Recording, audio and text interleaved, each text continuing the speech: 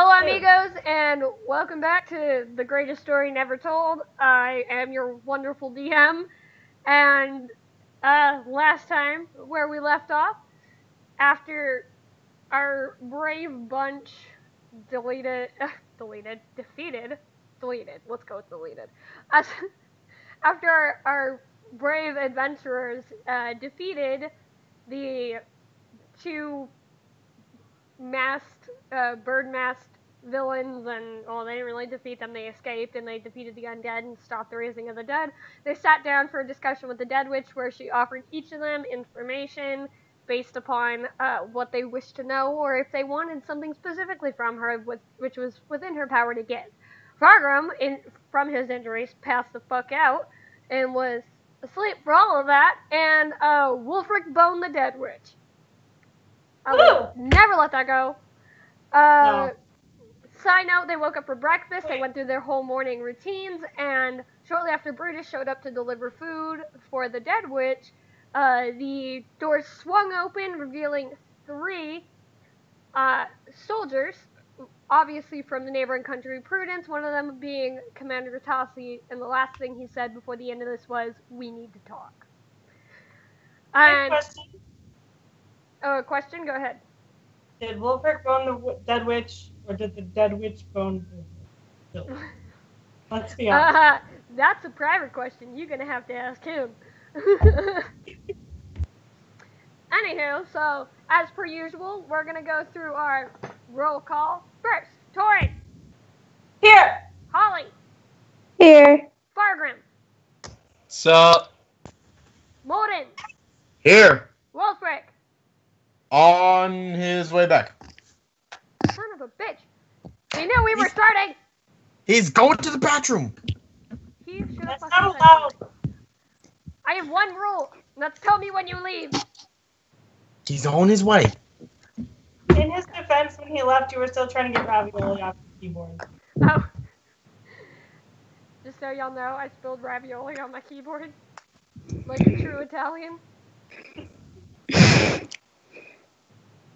Did you ever get that Snapchat that I sent you? Because you never responded to it, but I thought it was hilarious. I don't use Snapchat. My phone fucking bought the app, so it would like error every time I tried to open it. Damn it. So I answer your question. No, I didn't get your Snapchat. I'll message it to you about you.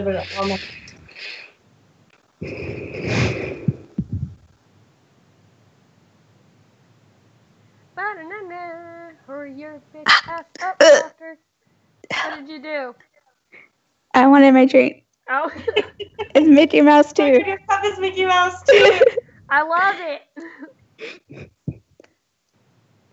God, he's a guy. How long does it take to go to the bathroom? I just want you guys to know, the only reason why I asked that is because at the concert, when you go to the bathroom, there's a fucking line from the girls' room, and there's like no line at the guys' bathroom. I was like this close to just marching into the men's bathroom. I was like, fuck it, I gotta pee. You should have. I chugged like 2 beers and like 4 margaritas. I was like, I have to pee. Yeah. You're so small. Can you handle 4 margaritas? Yeah, dude. My birthday, I drank a bottle of whiskey, a bottle and a half of rum, most of a bottle of Crystal Skull, an entire bottle of whipped cream vodka, and a 6-pack of Red's Apple Ale, and I fell asleep watching Criminal Minds, and I can tell you everything that happened. Hard fucking core. Nice. And meanwhile, Robert, the guy who said that he could outdrink me, was passed out drunk in the back of his truck outside. I can barely handle one margarita. Yeah, Hey, Callie doesn't allow me to have tequila anymore. I'm gonna call bullshit. That's more alcohol than you weigh. Huh? That's more alcohol than you weigh. That's what I said. That's bullshit. It's not, though. Ask Mike. He was there. Yep. Cool. Ask him last party. Shay could fucking do Foggerman. I am actually the physical interpretation of Molden right now. Give me a keg. We'll be done.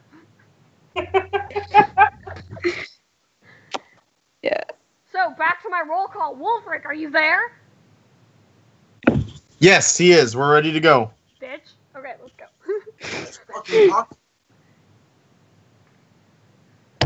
Gotta get comfortable. Back to my DMing. Like I said, recap. You guys are at breakfast. Fargrim is still out fucking cold, but he is no longer sleeping in the main room. Commander Atasi and 2 of his soldiers just walked in, and the first thing that he said is, "To the Dead Witch, we need to talk." So, I left you guys with that, and I know that Torrent already did her fangirl squeal when he walked in. I'm gonna make you fall in love with me. Fucking determination, man. You go, girl.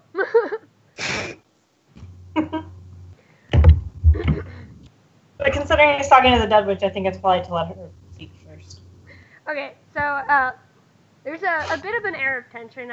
You can see that, oh, fuck, I'm trying to remember. Yeah, Brutus hasn't left yet. He was moving boxes then. It took me a moment. I was like, what did we do last time? I vaguely remember. And I'm also losing my voice because that concert was dope. Okay, and then so, there's a bit of an air of tension in the room. The Dead Witch, as much to no one's surprise, seems absolutely unfazed by Commander Atasi's, like, dagger look. That, he, like, if his looks could kill, this would be genocide. Oh, lost that's not Jessica. That was an accident. She ran away, guys. Anywho, so, she crosses her legs, sets down her teacup and just kind of folds her hands together and goes, "Why, Commander, I figured you'd be making a visit sometime soon." And she waves at the table. She's like, "Could I interest you in a bit of breakfast?" And the Commander Atasi is still stern posture. Expression hasn't changed, and he looks at her and he goes, "You know why I'm here, I assume." And he kind of looks around the room, sees all of you, and then directs his attention back at the Dead Witch. And he's just like, "I was not expecting you to have company when I came by. I don't suppose we could have a word in private." And she just kind of smiles a bit. She's just like, "Well, please, if you have anything to say, you can say it in front of my guests. After all, they solved your little undead problem that you were so concerned about that you came to me to talk about." And she's like, "I believe..." Can Lauren huff at that, please? With sparks coming out of his nostrils. He can. Atasi kind of just glances over at you and then looks back at the Dead Witch. And then he's like... Just like straight face staring at Atasi, by the way. Huh? What? I'm just like deadpan staring at Atasi. Yeah, and so he looks back at the Dead Witch and he goes, "So these are the great heroes dealing with the undead problem." And then he kind of looks at Torrent for a moment, and then looks back to the Dead Witch again and goes, "I am unimpressed." Really? Because, as I recall, you did ask for us to come help you. And he stops and he's just like, "Tell me, what was responsible for the dead being raised?" Well, as it turns out, it's a couple of men in bird masks. And then he goes, "I see. And where are these men?"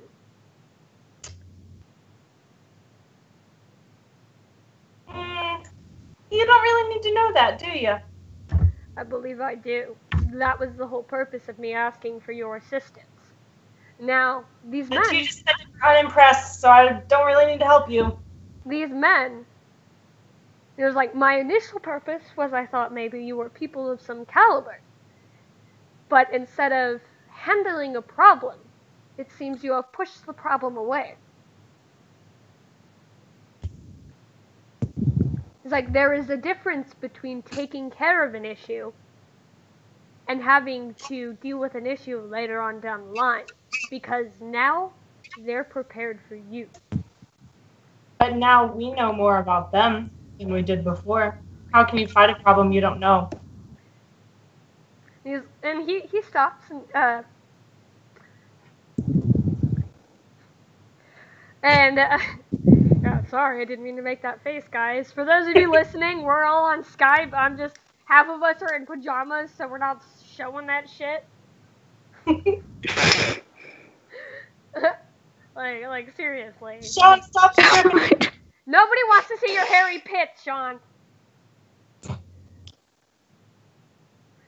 Anywho, and he was just like, a problem should be resolved quickly and concisely. If you deal with the problem at first, when it first presents itself, it prevents it from becoming a larger problem down the line. Now, you can discover the source of a problem within the first meeting. But that's not to say that if you deal with that problem now, you uncover a bigger problem. But now that you have allowed these two to escape, whoever they work for may know who you are. Whereas, had they been dealt with firsthand, the information never would have left Hoskoth. Bold of you to assume they're working for somebody. Do you know something we don't? Perhaps. But that is not what I came here for. No, you just came here for me. You better fucking roll persuasion. Hold up. This is not going to be another session of us screaming, bone! No, I'm not gonna bone him. Right now, at least. We're just talking about plans in the making.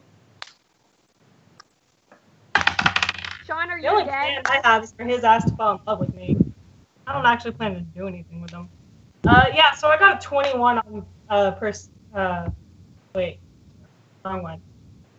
I got an 18 on persuasion.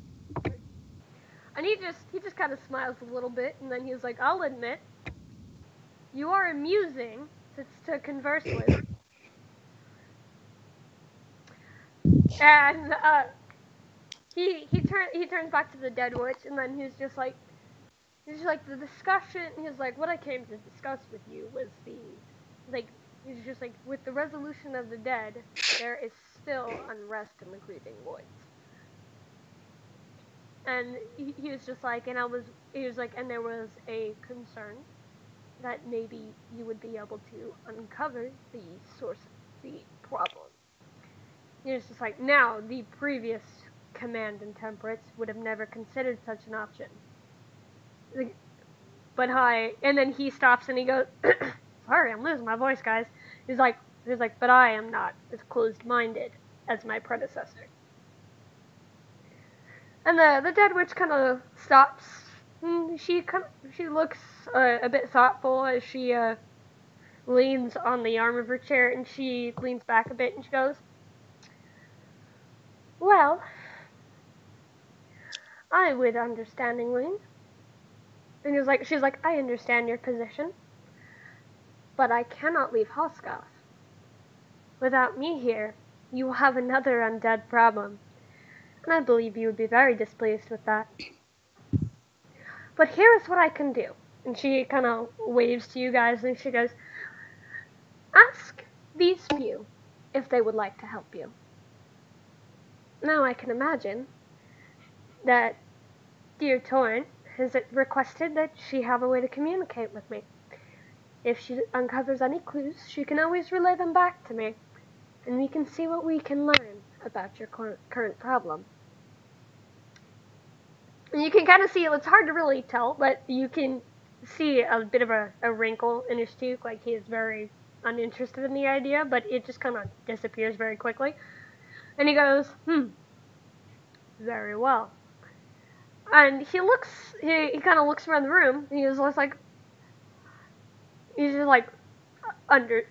God, I'm going to lose my goddamn voice today. This water's gonna be gone. Drink some fucking tea with honey. Yeah, maybe. On our break. It's too early. And Atasi is like, very well. he kind of does another panoramic around the room, and then stops and says, "I did previously offer you payment in exchange for work. That offer still stands. As to whether or not you'd agree to it, that is your own business." And then he looks, he kind of waves to the door, and the other two soldiers begin heading out of the doorway, and he's just like, "If you are interested in such work," he was like, "come to Temperance."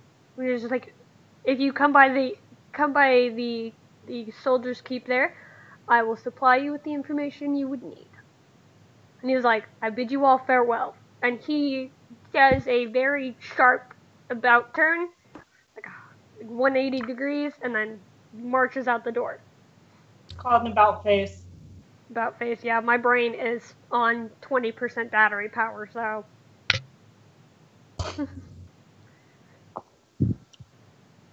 I'm gonna call after him and I'm gonna be like, "Commander, will you be waiting for us?" And he stopped, and he turns a bit, but like not fully, and you can kind of see a little bit of a smile on his face, and he's like, "I'll wait." He's just like, "Unless something else catches my interest." And then he continues off. Commander's a bitch. And the Oriana just kind of chuckles, and she goes, "Well, wasn't that an interesting start to the morning?" She waves back to the table. "Come, your breakfast will get cold." While we're doing that, let's roll over to Fargrim waking up. He had a very... This is great. Huh? So this will be great. Okay, so you wake, Fargrim's waking up, kind of groggy, but, there's a really familiar smell, like coals burning. It's just, it's strangely familiar, like somebody has just freshly lit a fire in the morning. And, you realize that you were laying in a soft, dwarf-sized bed. As you open your eyes, the room is stone-based, and a lot of the structures and everything in it is kind of carved into the wall. There is a fireplace where the fire is in. It's a little alcove, and then there is a workbench lining one wall, and you can hear what sounds to be like a blacksmith hammer banging on metal in the distance. Well, that's rather interesting.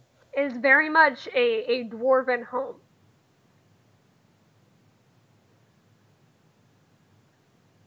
All right, so Fargrim's gonna kind of slowly get up, holding his head. I can, what did I drink? No, surprisingly, even though you were groggy, the majority of your pain is gone. Yeah, but he's confused as hell. Yeah, definitely. Last thing you remember was passing the fuck out on the dead witch's couch. So he's gonna take a look around. Okay. Where are you looking for first? Anything to explain what the hell is going on? This looks like a standard dwarven home. Well, he's going to leave the home then. It's like a bedroom. Okay, you open the door and you realize you are in the hallway in the Dead Witch's Manor in Marsh's Keep. Nope. Shuts the door.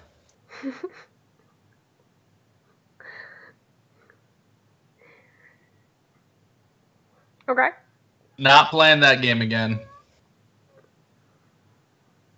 This isn't a game of musical doors. I just want the people listening to know that because Mike had to go to sleep for work last time, he's the only person not aware of what is going on. For once, the barbarian doesn't. For once, it's not the barbarian that doesn't know what's going on. Yes. So you just gonna stand there with the door shut, or what? You leaving? No, he's gonna go ahead and search the rest of the room, make sure he has everything that's his on him. Yeah, everything was just set by your bed. Okay. Anything of any other interest in the room? Books, notes, anything that somebody might have left me to tell me where the hell the rest of everybody else is? No. It was just a workbench with some pretty standard tools. It's like bare necessities. Well, then I'm going to pull out my own tools, and I'm just going to do some morning maintenance on my 2 lovely children. Mm-hmm. Back to the first time he called them his children, and I thought he actually had kids with him. Yeah. God, what would you be rolling for that? Sleight of hand. Go.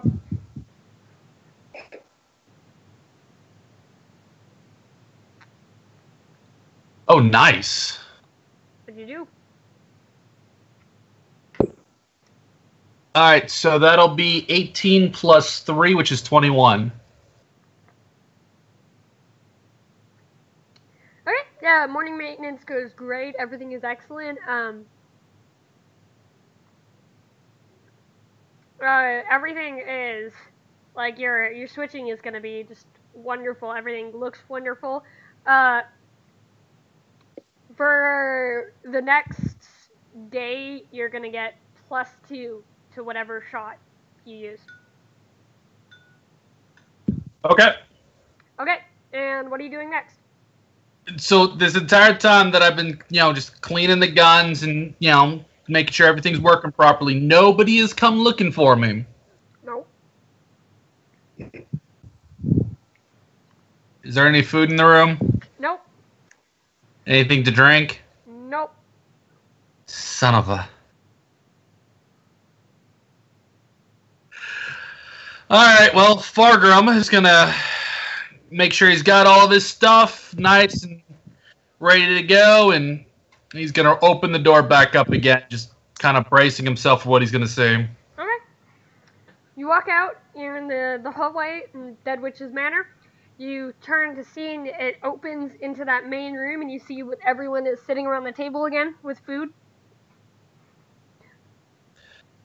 So he's gonna go ahead and walk into the room like absolutely nothing's wrong, completely bullshitting his way through this. And Oriana kind of turns and she's like, well, Fargrim, good morning. Hey, good morning! Fargrim!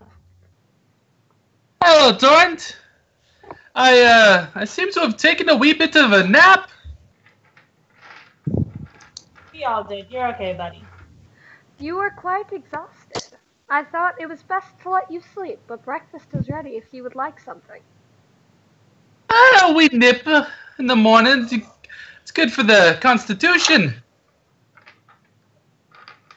He's gonna load up an entire plate, like just completely overloading. Morin hands him a couple of extra things. Yeah. Feed the dwarf. I think that might be as big as you are.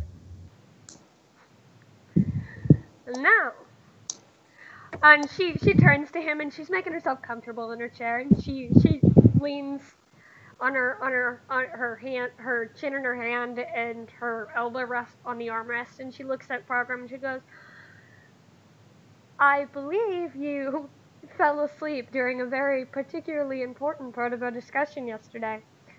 I was offering a reward to each of you in exchange for your hard work fighting the dead.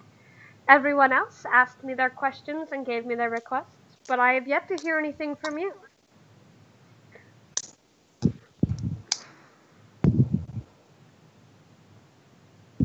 Well, it's a tough thing to ask. You see, I'm looking for my clan, but it'd be a trifle meaningless if the answer was just brought before me. I feel like it's something I should do my own self. It's a responsibility. So I'd be a wee bit selfish and say, Do you happen to have any tools on you? Anything that might be better than what I have already? Tools? No. But something you might find interesting. And she holds out her hand, there's nothing in it, and then she kind of turns her hand and curls it into a ball, and then she turns it back and opens it, and there is a orange glowing stone in it. And it's kind of pointy, it's sharp and jagged and awkward, and she hands that to you, and she's just like, I believe you might find this interesting. So he's gonna take a look at it and see what it is. What kind of check are you doing? Just investigation should work. Yep, go ahead. So that'll be a 16. Okay, so this rock looks similar to something that Fargrim has heard of before. It is something that is considered to have just a little itty bit of it can give any metal it touches or is forged into it an incredible amount of explosive power. And like whatever color changes like the elemental constitution of whatever it is bonded to. This particular one, he knows that orange usually symbolizes thunder. So whatever this would be in contact with, it would give it some level of impact, like if you were using shatter. Ooh. So you okay, have so an incredibly high chance to whatever you hit that thing is going to be prone. How much of this did she just hand me? How much would I be able to make use of it? At the moment, it's a little hard to tell, but even just a small amount of this is some deadly shit. Like, people have killed for less. Okay. All right. Well, I'm gonna need an isolated. Yeah, I'm gonna need a lot of shit. Okay. So Fargrim's gonna very, very carefully remove that from her hand. Mm-hmm. And is going to look around the room real fast and kind of go a little pale, very serious. You're going to see him be very, very grim very quickly. Mm-hmm. I don't mean to be rude, but is there a place I might be able to go where I can be alone, preferably with thick walls? I apologize, but there's no such place in Marsh's Keep. It's all incredibly unstable.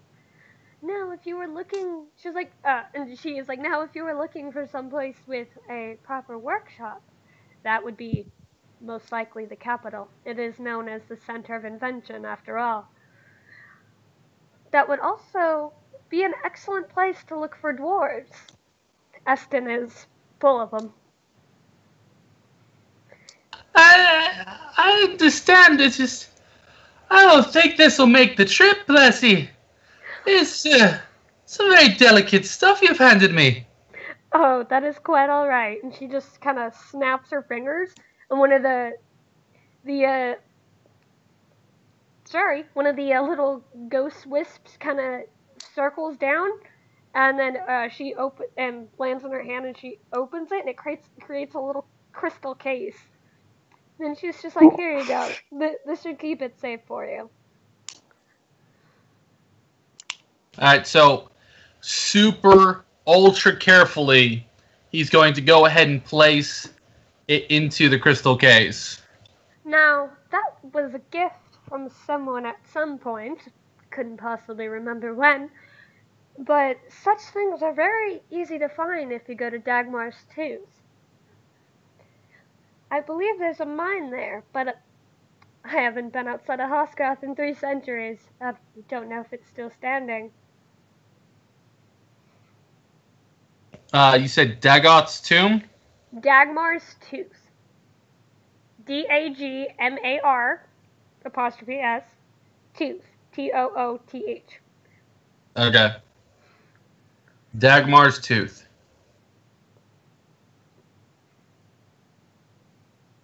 And she goes, and she stops, she's like, now, I must know, Commander Atasi gave you quite an offer. What are your plans for the day? Hey, whoa. Commander, who now? You remember that commander that we saw outside of Brutus's bar and had the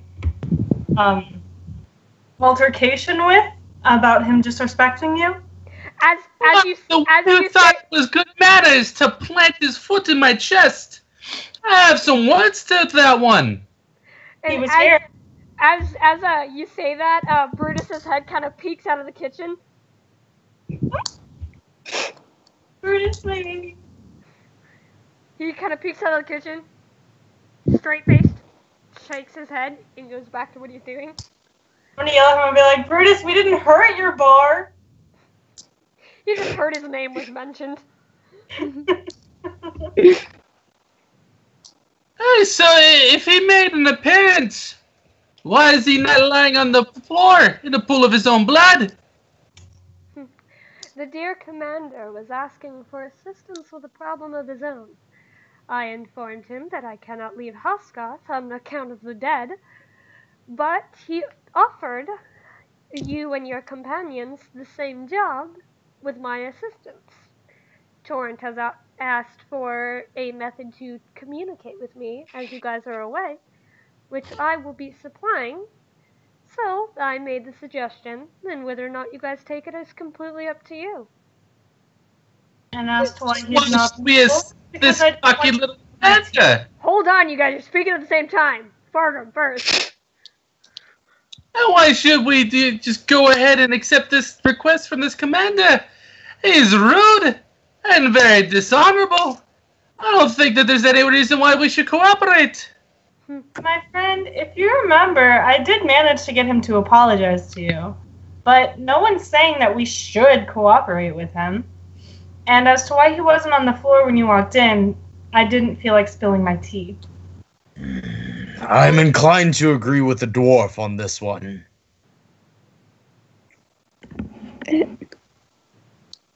You had something to say, Salon? Just sipping my tea. I don't like the commander much more than any of you do. However, lie. Sorry, that was Subgod just coughing in your day. Thunder's in the distance. I'm gonna talk to Subgod real quick. Just because I want for him to fall in love with me, and I get, entertainment out of his presence, does not mean I like him. Uh-huh. Thank you very much. Now, back in character. However, we've got a pretty large issue in front of us and not a lot of ideas of where to start.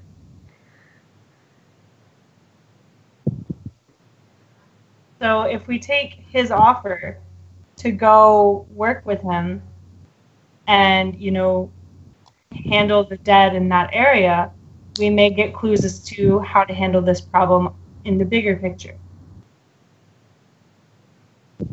I just did not see how he could offer us anything. The man couldn't even keep control of his own men. My fair dwarf, may I offer a suggestion? You've been nothing but helpful so far. I'm open ears. Now, Prudence is an interesting country. It is not as if the commander could not control his men. It was the previous regime that was having trouble keeping control. He has recently taken over, making his presence known. That such behavior will be and not be tolerated. Having such a man in your debt is not necessarily a bad thing.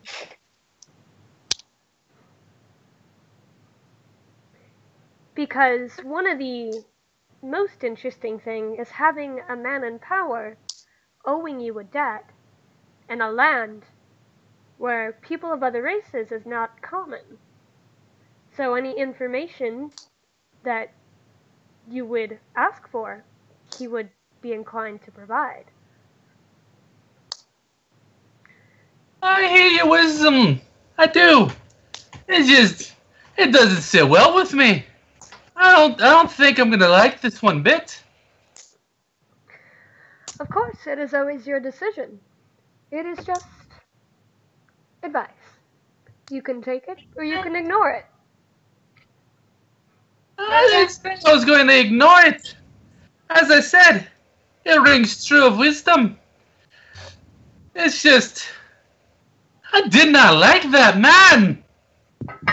Think of it this way, my friend. If we do go to help him, and you decide he's not worth helping, you could always just shoot him. So Fargrim's gonna kind of right there and think about that real hard there for a moment, and he's gonna look down at Hresvrog and kind of contemplate in my head, just the gears turning and everything. And he's gonna nod to himself. Hi, that is true. Have a good point there, lassie. I'm in. And the dead witch kind of turns and she goes, Wulfric, you've been interestingly quiet this morning. I don't suppose that you were displeased with your sleeping arrangement?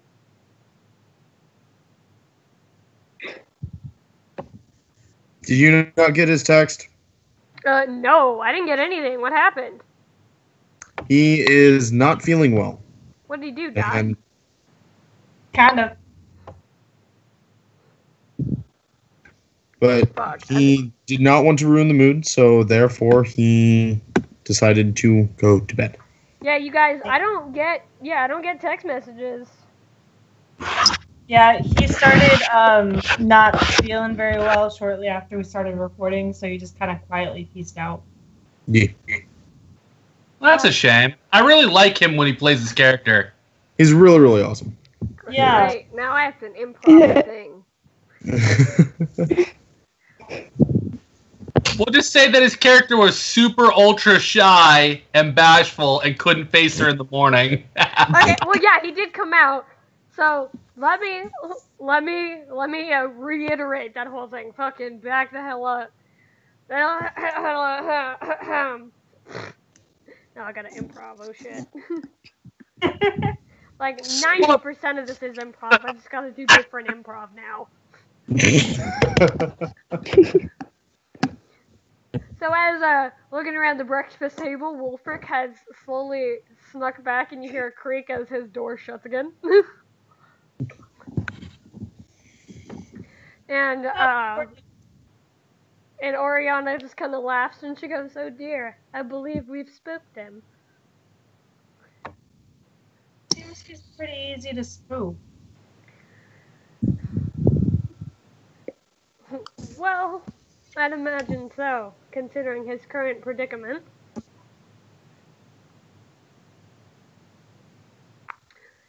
And she looks over and she goes.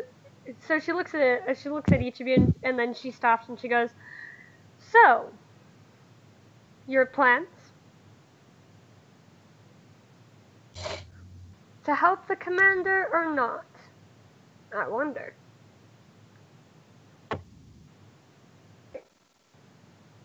It's the only place we know where to go from here. That's fair. If you owe us a debt, then I'm in. Quite wise beyond your years, Holly. It's a very pragmatic thought. It's like, so, let's finish up breakfast, and I shall get you on your way. Morton, you looked like you had something to say, my friend. I was fucking muted.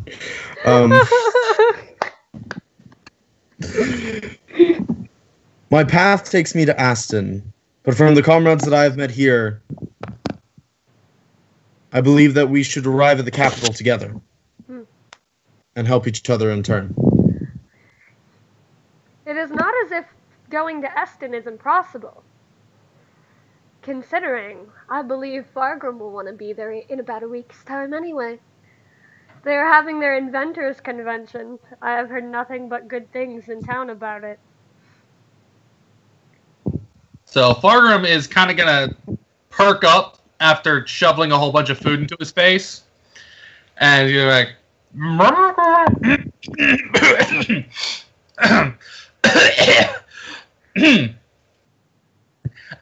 that? The inventors convention. I heard one of the families in charge of Eston is holding its first ever festival, in a way. They are allowing inventors of all kinds to showcase their designs and inventions and creations. I believe you might find it very interesting. Aye, and how far away is Eston? It is the capital. It is on the other side of the country. But it is no rush. Whether you How deal with must it, be in a week then? it does not take that far to go from one end to the other. You act as if Hoskoth is a large land. It's a little slow going through the marshland, yes? If you take the main roads, not so much. Then, how long through the main road? We're going all the way down to this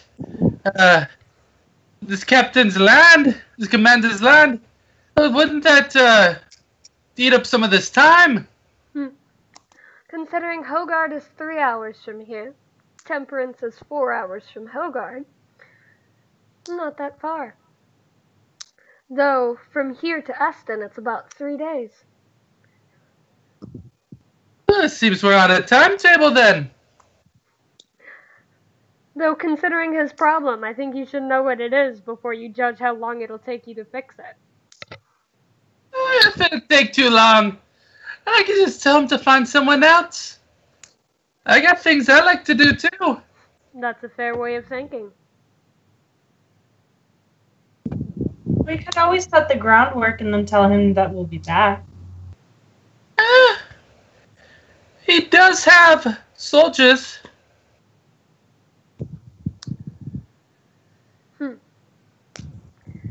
Alrighty then, let's finish up our meal, and we'll go. And she was like, and I'll get you ready to be on your way.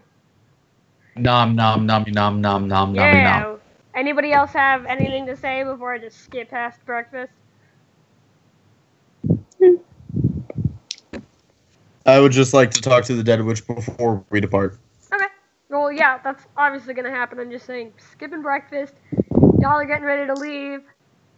She's walking you guys to the doorway. And she's, Wait, we're not going to say bye to Brutus? yeah. Let's do this! Don't worry, I got you guys. You'll be fine. Because Brutus was doing his thing while y'all were eating, so. Brutus is the main character. We all know this. Yeah, this entire story is about this, honestly. I know, Agreed. I know. Shut up. Give me a sec. Give Sub-God a chance to explain. God damn. I'm well aware of your Brutus obsession. I'm gonna make Brutus shirts and merchandise. I fucking hate all of you. Morin would wear it, and he doesn't wear shirts. Like Morton, it's not even a full shirt, it's like a crop top. Thank you. Perfect. He's like, I'm still showing off my abs. It's a normal sized shirt. He's just so tall it sits like a crop top. It's like those guys that go to the gym and like 3 sizes too small, just walking around. Well, one of the straps has to be broken. You had to have ruined it partially when you put it on. Absolutely. Fucking animals. Anywho, so the Oriana is walking you guys to the doorway, and she's just like, now, there's some things to understand about Prudence as a country before you cross the border. They are incredibly judgmental and skeptical. Though, for the most part, it is not their fault. Prudence has had its fill of tragedy. And I guess that'd be the most accurate way to put it. It's like there is a reason why the forest along the border is known as the Grieving Woods. And you said you had something you wanted to say, Sean? Before we fully depart. Ooh, she's walking you to the door. I will hang back while everybody leaves. Okay. And she's just like, as she's leading you guys, she opens those doors and it leads down, and you guys see the staircase and the front door. And she's walking down that staircase, and she's like, now there are many things to be concerned about, but with the undead gone, I think most of your problems will come from the wolves. There is a serious werewolf problem in Prudence. She's like, but I don't think I should be too concerned. You guys have proven you can deal with even the most unruly of enemy. And she waves her hand, and the front door just kind of opens. And as she stops, she pulls a chain from around her neck and slips it off. And at the end of it is a little like a metal circle, kind of like a little monocle-looking piece of glass. And she hands this to Torrent. And then she's just like, something you would find most useful. You wish for a way to contact me? Simply place it in water, and she was like, and he will be able to speak with me. I thank you for this. It is the least I could do. Now, and then she points towards out the doorway, and you see that there's a cart getting ready, and Brutus is loading the empty crates back onto the cart. And then he was just like, I believe this young man has offered to take you back to Hogard. Brutus, always helping us out, even if we don't ask him to. He is quite the kind soul, that is to be sure. But first, a final farewell. I believe someone would like to speak to you. And she just kind of snaps her fingers twice, and one of the spirit wisps zooms down and just kind of, like, poofs into the floor, and from the little essence appears Lady Eloise, where you had seen her previously, but Fargrim hadn't because he got separated. Mm-hmm. Ooh. Ghosts! Hello. Yeah. Undead spirits. Yeah. No. Thank you. Are you gonna go hide again? No, I'm going to stand my ground. Just take a step back. I can do this. And be like, hello, ma'am. And then she just kind of smiles, and she's like, I wanted to wish you a fine farewell. It has been a long time since I've seen someone off. I'm glad that you're here to do so. And she looks over at Fargrim, and she's just like, I did not get to see you last time, but allow me to say thank you. Zombie Mom 5 ever. Zombie Mom 5 ever. Michael, you're muted. I was trying to figure out how Fargrim was going to respond to that. Okay. I thought maybe you forgot you were muted. No? So Fargrim's going to kind of look a little confused for a moment. I'm not in the habit of accepting thanks if I don't know what I did. Could you enlighten me, fair lady? And She's Zombie Mom. did Torrent legit whisper that? No, that would be rude. And then she's Torrent is polite to certain people. certain people. Certain people. Fucking Keywords. liar. I'm polite to Zombie Mom. She's people. And then she smiles and she says, "Well, I imagine I looked a little worse for wear last time you saw me." And then she's just like, "I was a little dead."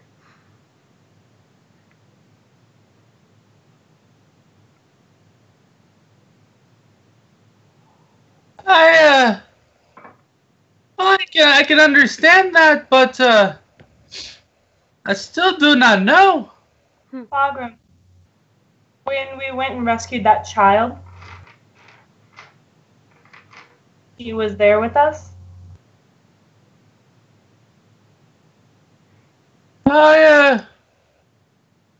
I remember the lad, yes, and I remember us three, but are you sure you didn't get hit in the head as well? There was no one else. Okay, out of character. Remember how there was the zombie? Oh, I am very, very aware. Okay, all right. It's like, out of character, did you forget? Out of character, Fargrim, like Morin, just sometimes needs somebody to spell it out for him. Okay. And potentially hit them in the head with it. Eloise at this point just kind of laughs and goes, "Well, I was the ghoul you found in the toy chest." Oh! I do apologize there, fair lady. It is true I did not recognize you. 'Tis a kind service you did for the lad. And it was a kind service you did for me. Now, I believe I told the others before that when they entered that crypt, my son was there, and he was still alive. And yet he is still alive. It's just like, she's like, he has not done well since my passing.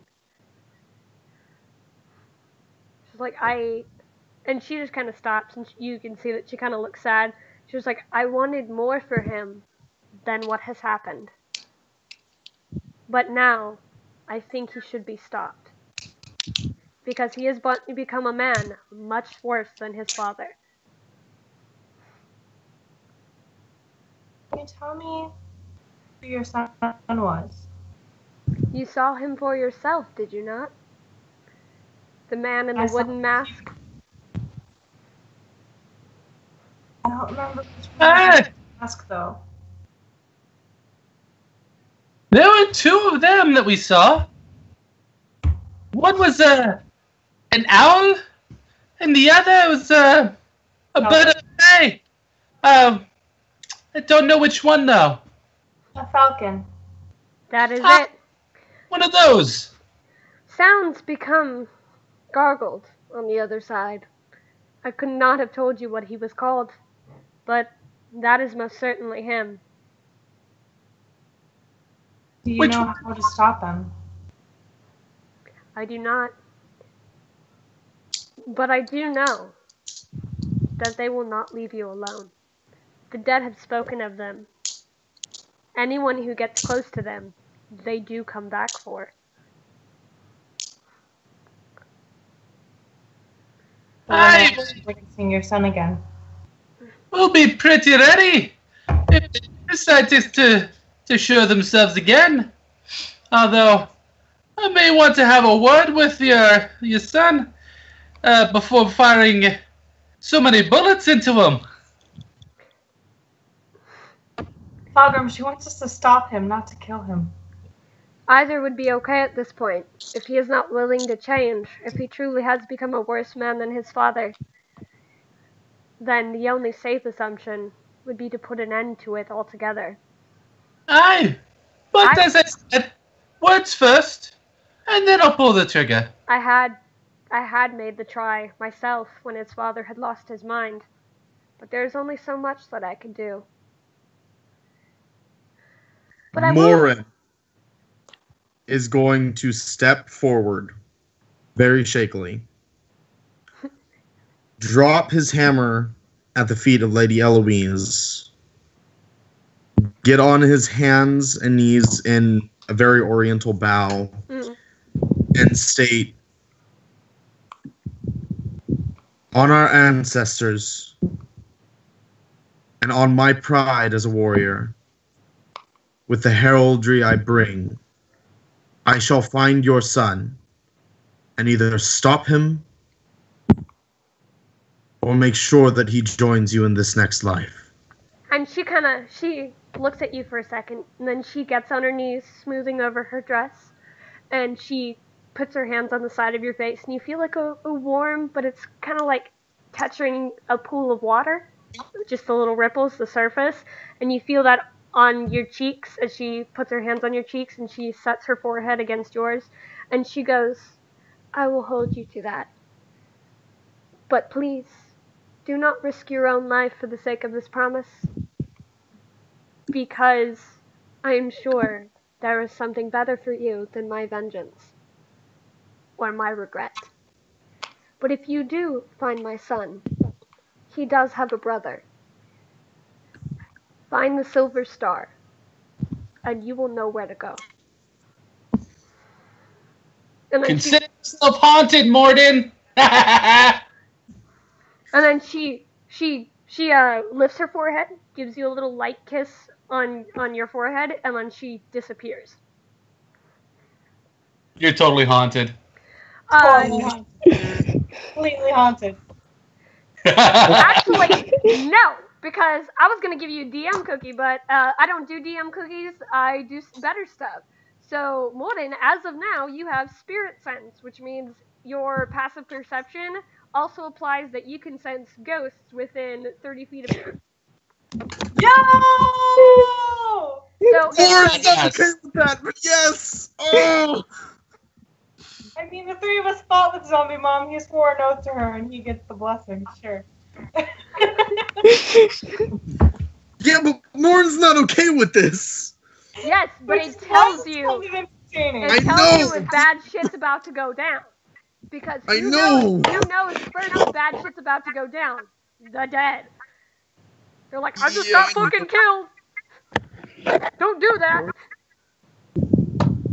Okay, so what are we calling it? Spirit sense? Spirit sense, yes. And guess what the first thing you sense is? You're fucking haunted.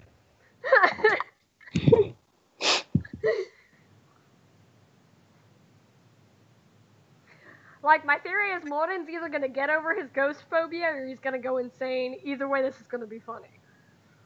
Maybe both. I'm just gonna, Lauren's just gonna stand, or kneel there for a second, just literally shivering. Despite all the warm touches. Bad touch. Bad spirit touch. Just muttering and draconic. Say that one more time? Does Morden need an adult?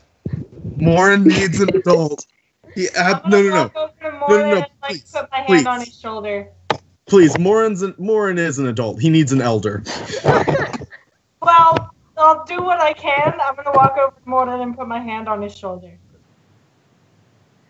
And Oriana looks at him and she goes, well, I've never seen a spirit take to someone so easily before. You surely have a gift of your own.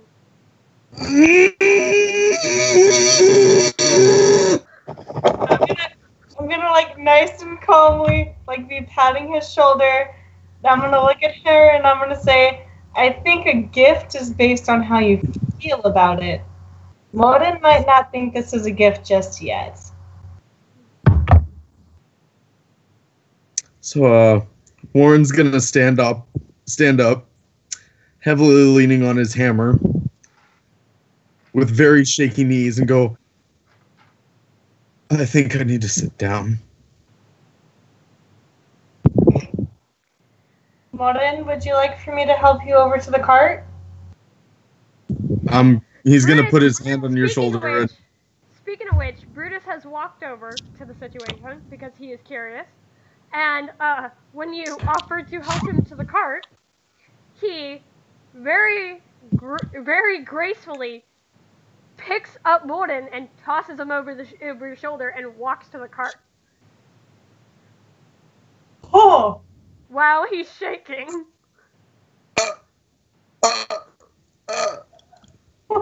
I always roll, just so y'all know, I always roll just to see if NPCs are gonna do anything, and Brutus just like nat 20'd.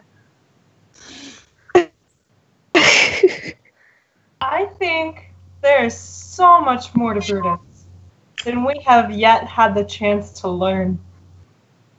For instance, I was sure it was impossible for anyone to lift Morden. But Brutus just taught me it was not. As soon as he puts me down in the cart, I'm just gonna say very, very like hyperventilating, or Morin's gonna say very hyperventilating. Thank you, Brutus. And he just gives you a gruff nod and goes, and goes back to what he was doing. I'm gonna look at Brutus and I'm gonna like, did he walk back over to us, or is he like working around the cart? Yeah, he's making sure that all the horses are chained up properly so everyone can get ready to go. I'm gonna call over to him real quick and I'll be like, Brutus, can you carry me like that too? And he looks at you, shakes his head for a second, and then he picks you up princess style and puts you in the cart. I'm gonna give him a kiss on his cheek before he walks away. And then he looks at you and he goes, and walks away. And he actually turns and looks at Holly and holds his hands out. Well, before we do that, I'm going to turn to the judge and I'm going to tell her, I may still be wary of you, but thank you. And Oriana's like, it is fine, child. Everyone is allowed to come to their own conclusions. I believe you should come to your own as well. It'll serve you its purpose. But allow me one last bit of advice. Not everything we see is all there is. Look for the hidden answers, and I am sure you will find things from a new perspective. I'm going to nod, and I'm going to go over to Brutus.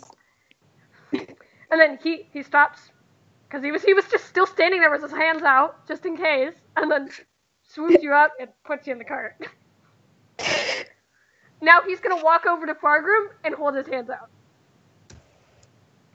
Fargrim's going to very, very politely kind of shake his hand and then walk to the cart. Brutus just kind of sits there for a moment and then goes, and shrugs, and then walks over to the cart. Brutus wanted to carry all of us.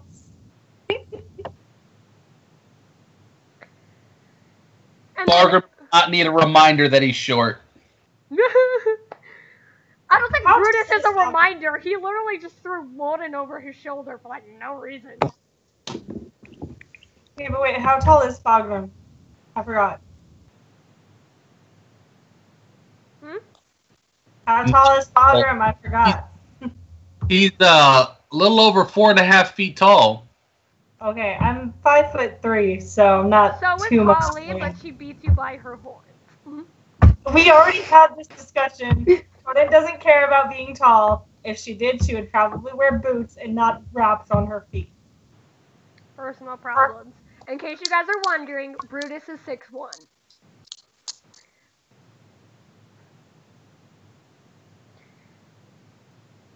Sean looks like he's losing his goddamn mind, but he's muted, so thankfully we can't hear him. By the fact that I think he's actually taller than Brutus, but Brutus was able to carry him, so... Yeah. Not exactly. It's more of Morin's 350 pounds of solid muscle, scale, and tail. Y'all never asked. Like I told you, Brutus was a big fucker, but nobody ever asked. I don't want to know. Okay, I'm asking now. I want an exact, precise physical description of Brutus. Are we doing this now? Yes. Are you paying attention? Yes. Perception check. It's very late, and you guys have looked at him a few times, so I just want to fuck with you.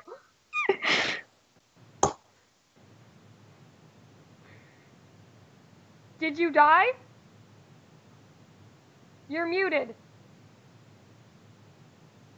So I rolled a 10, and I was like, well, fuck. But I have +6 to perception, so 16. I already said I was just fucking with you. You guys have spent 3 45-minute intervals around him. Yeah, we love him. This is why you guys only have leveled up once. 3 45-minute intervals of drinking at the tavern and fucking around is not a milestone. We love Brutus. Hey, we Can we leveled take up? him with us on the trip? We leveled what? Once. You Level guys 5. leveled up after the boss fight. I didn't know this. Pay Fuck. attention to the group chat. No, his messenger's not working. I'm thinking Oh, of doing okay, a I'm Discord, so... I will eventually open up a Discord for it. My Discord isn't working either. Oh, well then you suck. But yes, we leveled up. Handle that while we're doing this bullshittery. I'm gonna start a board on Pinterest for Brutus. Yeah, I'm thinking we should too. So he is like I said, he's 6'1". He's got he's got tan skin, which is surprising for an area where it's always overcast. He's got chestnut brown hair, but it's like short. It's pretty much shaved on the sides, and it's just a little bit on top. You guys already saw the big scar he has down his chest when he pulled his shirt down to show you all the whistles. He usually wears like a dark red shirt. It's more like a wine red, and he wears some typical like standard clothing, but like his boots they look like adventurers' boots. They come up to like 2 inches below knee high, and they're some thick belted boots. Like if he Spartan kicked somebody, they're probably not going to get up for like 20 minutes. If you like just looking at him, he's wearing gloves, but just because he's working right now, but you've seen him at the bar. He has little scars all over his hands. Basically he has he has a almond brown eyes, but if you like look closely at them enough, because he's so quiet, all you can do is stare him in the eyes. It looks like they have like a little bit of a gold ring around the pupil, but otherwise he has like a little teeny tiny cut like right here, like the scratch that I have. Thank you, cats. But it's like he nicked himself shaving.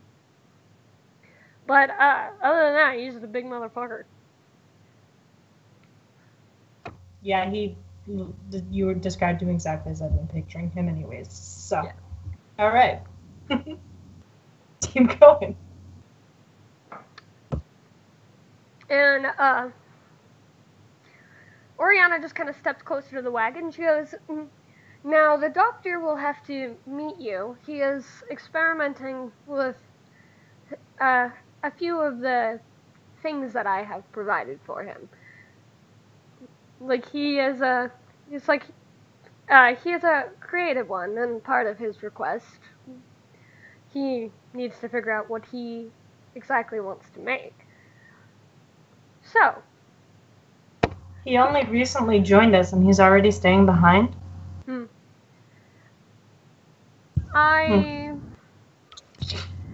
I think you may have that happen more than you realize. He is quite nervous. Still, he was beginning to grow on me. I trust if you believe in fate, you will probably see him again."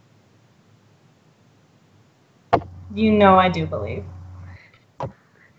And she looks and she's like, "From one thing I have learned, from what I have seen, this is a good group. Whether or not it stays that way is up to you. But traveling together is not a bad idea. And sometimes to reach your own goals, you have to help others reach theirs as well. And as of what I have seen so far, there couldn't be a finer group of people to help each other. Now, off you go. I believe you're going to have a busy day ahead of you." And Moden... Too far. Huh? Sorry, before we go too far and I forget about it, the ring on the chain that she gave me, because I've just been holding it, I'm going to make sure to slip it around my neck. That way I don't... And just wanted to put that in the universe. She rounds the cart as to where Morin is sitting, and she leans closer and she goes, I believe you have looked as if you have something you would like to tell me. I was out of character. I was, but for Morin, that thing with the spirit was more than enough. He's good. He's had traumatic experiences for one day. Yeah. Awesome. Okay, never mind then. And so she's waving you off as Brutus snapped the reins and the horse just start onward, going at a nice pace, and doodly-doo, doodly-doo. What's everybody's passive perception? 1 sec. 15. Sorry, I burped.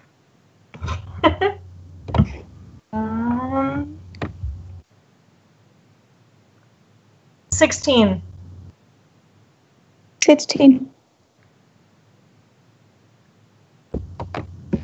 13. Okay, Jess, even or odds?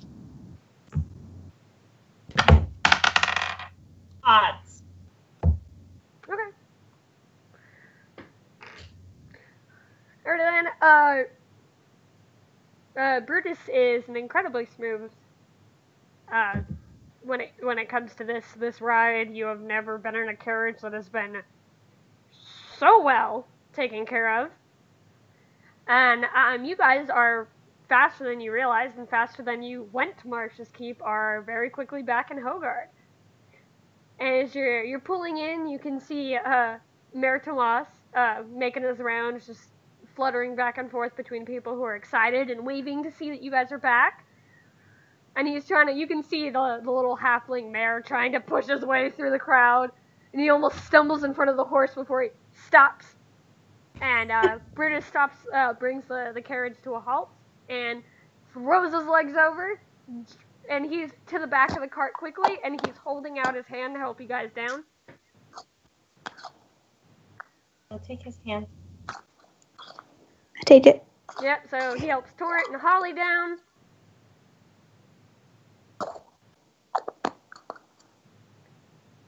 Thing 1 and thing 2. Sean! Bitch. 2 things at once. Potentially 3 in a moment. Don't do more than one thing. Oh wait, I just told you to level up. I'm sorry, that was me. My bad. Anyway, in his PTSD, let's call it that, Morin just ignores the mayor and just kind of walks past, following Torrin. Fargrim, did you die? I'm leveling up. Well, Brutus is helping you out of the cart, so... Nope, doing it myself. Okay. Well, yeah, and then, the mayor kind of, hustles up to you guys, and he's like, it's good to see that you're back. Oh, I was worried for a while, but I knew we could count on you. Where's the doctor? He's working on an experiment. He'll join us shortly. Oh, that's... Of course he's busy. Had a sore I wanted him to look at, but it can wait. And, he shovels around. He was just like, get you guys, paid up. I imagine you had a lot to deal with. Is Oriana okay? We haven't heard anything from her. She's doing well. She's just facing struggles with an outside source. Outside? And he just kind of looks back and he was just like, what kind of outside? So just as she is making sure the dead are put to rest, there is somebody else who is trying to make sure that they rest no longer. You can see him, he kind of goes paper white, and he goes, and you can kind of see him, he's starting to sweat, and he was like, oh, and he's flailing a little bit, and he's like, oh. I'm gonna get kind of down and closer to him and stare him right in the eyes. And I'm gonna be like, we will handle this. Persuasion check. Motherfucker! She dropped her dice. Alright.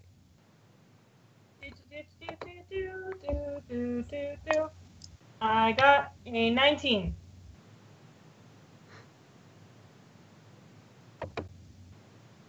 Okay, and then he just hyperventilates for a little bit and he's like, okay. If you are helping the dead witch, I'm sure if she trusts you, it'll get taken care of. Whew. Now, I'll get your payment, and he just kind of turns and scrambles off.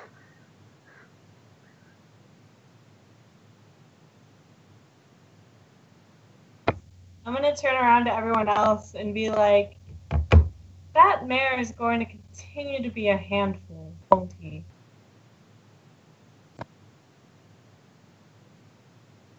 To the side on my head. What?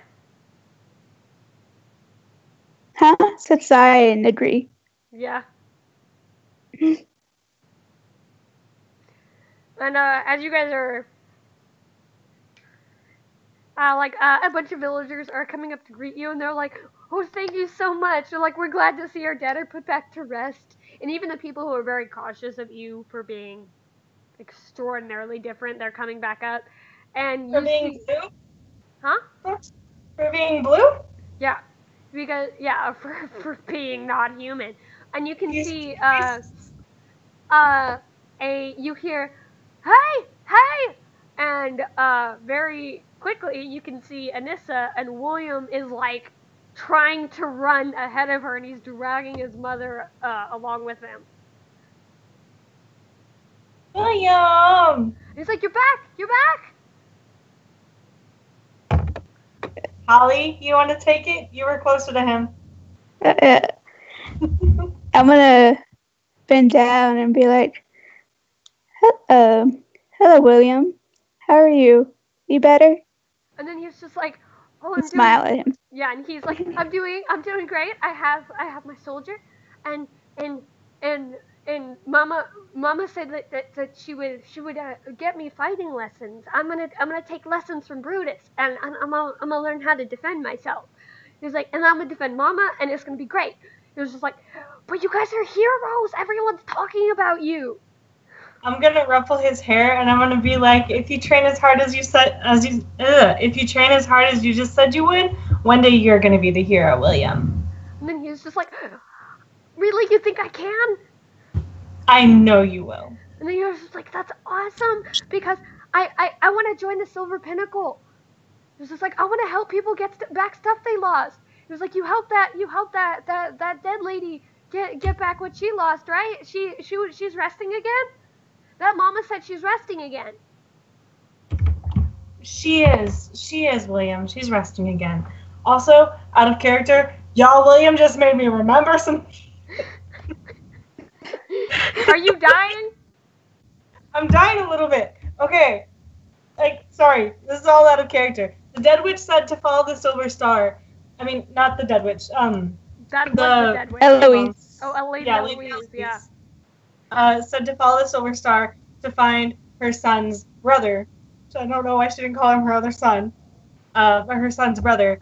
She did say her other son. No, she just said he has a brother. She said he has a brother, because if you remember, in the little room. There are so Side many note, ways flashback, because the first episode was like 3 months ago, and the first episode, when it was just Holly, Torrent, and Fargrim investigating the broken down house, the broken down cottage, there was a children's bedroom, and in one end was a bed for a small child, and the other end there was a crib. So that was what she was talking about. Okay, well, that's her child. She said to follow the Silver Star to find her other son. And isn't the symbol for the Silver Pinnacle a star? Yes, it is literally. Wow, it's pointed. Yeah, it is literally the symbol on the fucking perfect thumbnail for the video. So guys, I was thinking about that when she talked about it. I was like, I no. totally forgot about it until this very second. We'll cover that in character later. Back to William. Yeah, and he is very excited. You can see that he is like so excited that he is shaking. You can just see a little nervous energy. And Anissa's just kind of laughing, and she's like, "I'm sorry to bother you guys again, but he just couldn't wait to see you come back." It's no bother at all. No bother. He was always a good boy. She was just like, "You've brought my son back to me, but I am a bit concerned. Once he started feeling better, he told me about the man in the soldier's coat that he saw. Now, he said he thought it was his father, but my husband died."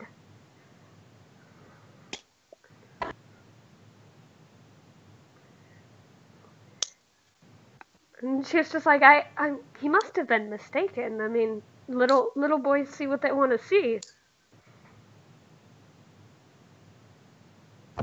And mothers believe what they want to believe. But there is a chance that William was mistaken.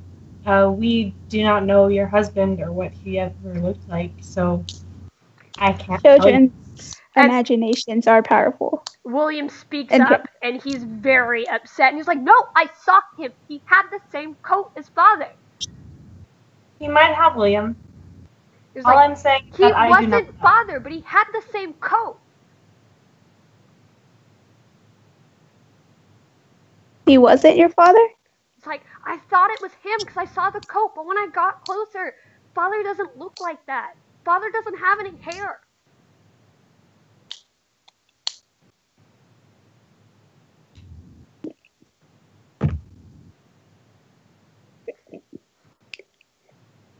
Well, tell me, what did you see? It's just like, and he's like, I kind of don't remember. He had the same coat, and then the guy was wearing a mask, and he had like hair like the mud. It was brown. And he was wearing the same coat that your father wears. Like, yes, he was wearing the same coat as Dad. Do you remember what his mask looked like? And then he stops and he goes, "I don't know. I ran." Did it look like a bird, William? It was just like, it was brown.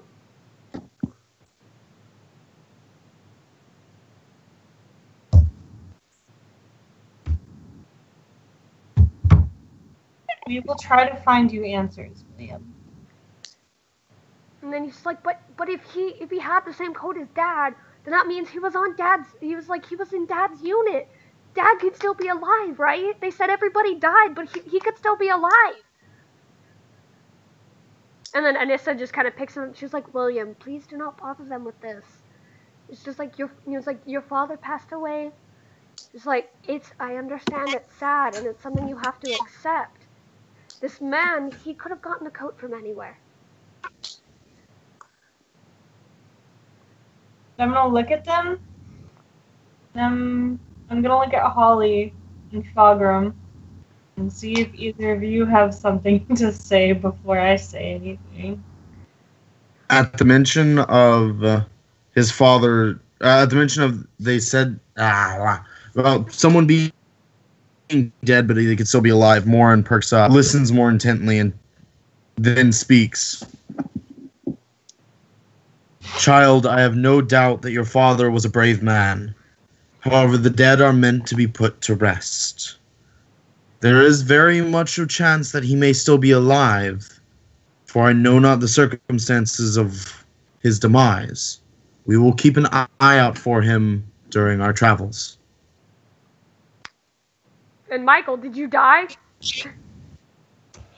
No, I just finished leveling up, which, good news, they've got the gunslinger actually officially on here now, so we've got all of the official stuff on the character sheet. Yes. Yay! I knew that they were adding it, I just didn't know when, because like D&D Beyond is not that old. They're just gradually adding everything. Well, it allowed me to pick everything, so now I actually have it on my character sheet the official way, and not just going back and forth between PDFs. Okay. Okay, and do you have anything to add to this? No, because I was busy leveling up and I was not paying attention whatsoever. William was talking about. Just William. William was talking about the man in the soldier's coat that he saw that he thought was his dad, and they were. It looked like his dad, but his dad. Yeah. So I guess Torrent, say whatever you're saying. I was gonna look at them and tell them, where I'm from, my people believe mostly in fate. And that the things that happen in the world were always meant to happen. I have found that it is easiest in life to deal with an overabundance of hope or grief by accepting that whatever the outcome is, it was meant to be. I know that you may not solidly have an answer as to what happened to your husband, and then look at William and your father. But whatever has happened, it was fated to. If you can find some solace in that.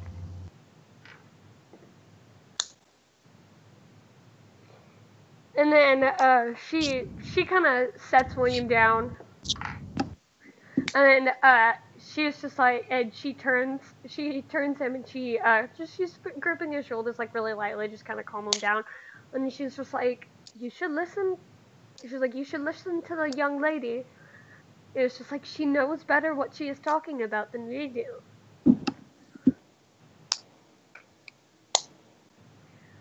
And then she was just like, I'm gonna say right now, that Pinterest you made, I'm pretty sure it had the pin that said chaotic stupid on it. It did. Yeah, that's Torrent, like, solidly.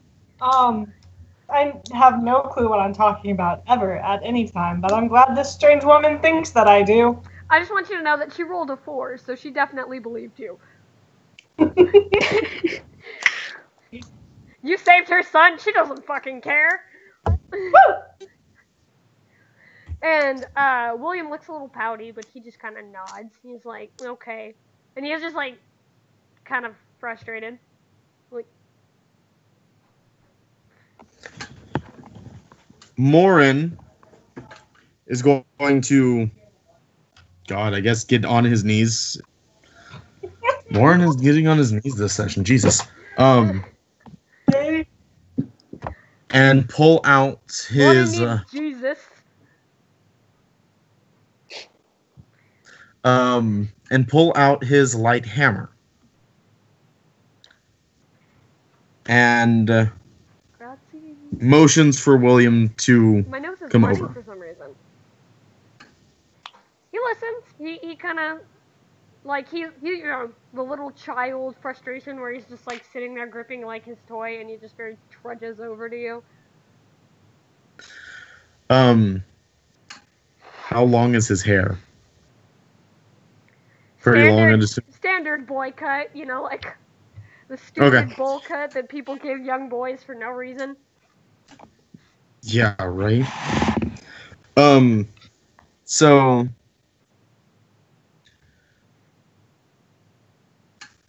in times like these, William, my elders have always told us not to look to the past, but to prepare for the future. And I will hold out my light hammer to him. Now this was my very first weapon. It is small, yes, but in the right hands and for the right reasons, it can be wielded as a great weapon. Oh my god, are you giving a small child a weapon? Yes! I'm gonna walk over, and I'm gonna put my hand on Morden's shoulder, and I'm gonna be like, Morden, the lad said that he was just now learning how to fight. He might not know which weapon he wants yet. So I'm gonna pull out one of my many daggers, and I'm gonna hand him one of the daggers. I just want you guys to know that his eyes are just sparkling now. I'm gonna walk up to him Option. too. I'm gonna walk up to him too, and I'm gonna and down to his level. And when you grow up, you'll be a great warrior. And then he's just One of the few I'll put my trust in, and that's not easily given. and you like just full on. And then I'm gonna hug him.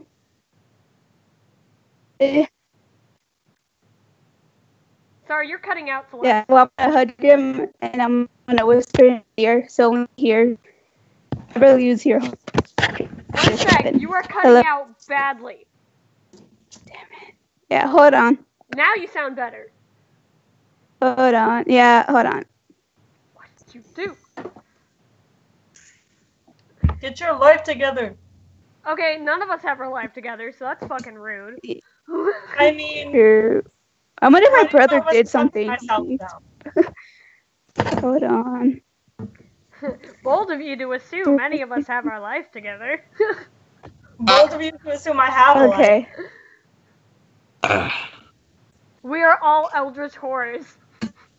Sean, what were you gonna say while Okay.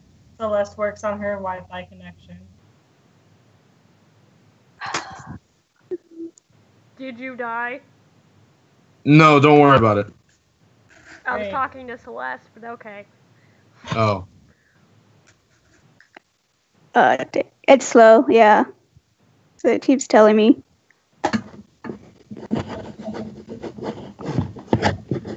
Okay. Can you hear? Better. Okay. I may have to get up and see if the thing's working. Doodly-doo. Okay. Hug Can I- William. Okay, so where was it? What did y'all hear? You're gonna hug him.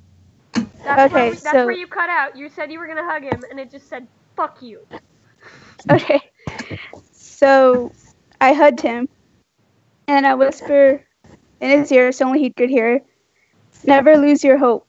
It could be your greatest weapon. And then that's it. And you could just see like a little smile spread across his face. And then he was just like, can I have both? Yeah. You can have what you choose in this life. Whatever you want. And then he gets like really excited. He gets like the boy excited where he's like shaking. He's bouncing a little bit. An energetic We all 6-year-old. collectively just adopted William. Probably. Unintentionally, probably. Well, yeah, if you remember correctly, Holly threatened to fucking kidnap him in the beginning. Yes. Yeah. So Fargrim's gonna kind of awkwardly walk up after everybody's offered him all sorts of shit. And he's gonna be like, listen here, laddie. I got no fancy toys, no wonderful advice. I got nothing for you except a few little words I hope you take to heart. You can have whatever wonderful weapon you'd like at your waist. You can have all the magic in the world. But what will really, really make a difference is what's in here. And he's going to kind of lightly poke his head, William's head. You have to think. You have to use that noggin of yours to know when to put all of these wonderful things into use. Do it for yourself. Do it because you made the call and you thought of it. That's the only way to go. And he just nods, and then he's like, that's why I want to join the Silver Pinnacle. And he's like, I heard that their leader is the smartest guy out there. That'd be the best way to help people.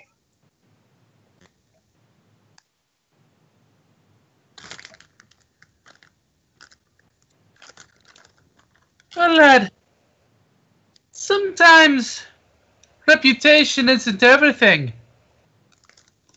You know, your path may not go down this road for long. You may decide you may be better on your own.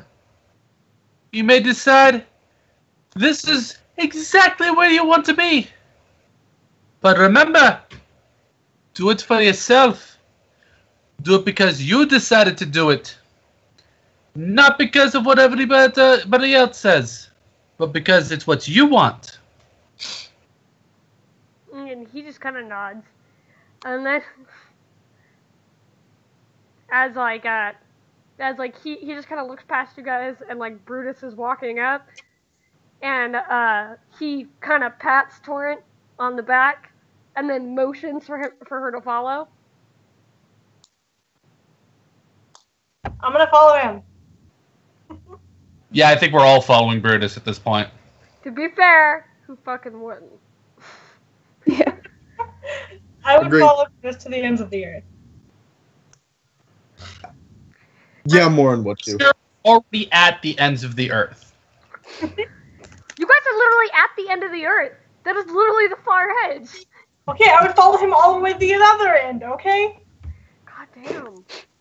So I'm following him. Where's he taking us? Okay, so Morin's not following him into a crypt. Huh?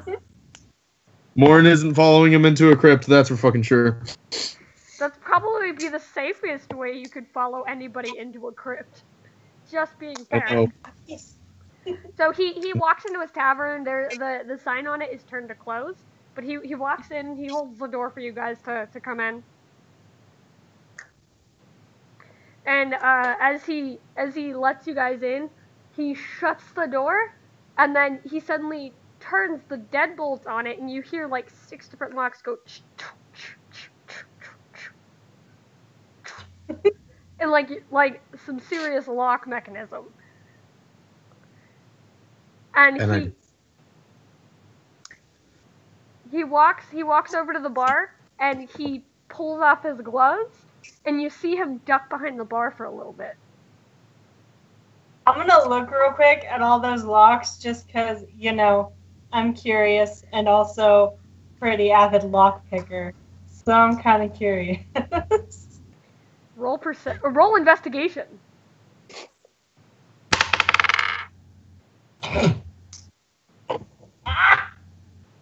And not one. You are not sure what the fuck happened, but like you could not. You're like, how is one lock making all those noises? Is it broken? So I'm just gonna turn around and abandon the lock and go over to the bar.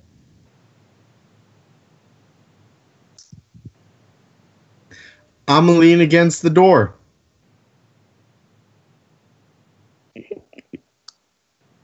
Yeah, I want to follow to the bar. Fargrim, what is your option? I'm gonna go to the bar. Okay. And after a little bit, you hear a click. And Brutus's head pops up from the bar, and then he kind of motions he motions his head over and waves, and then he disappears behind the bar again. I'm gonna jump over the bar. I'm I'm not even gonna go around. Roll acrobatics.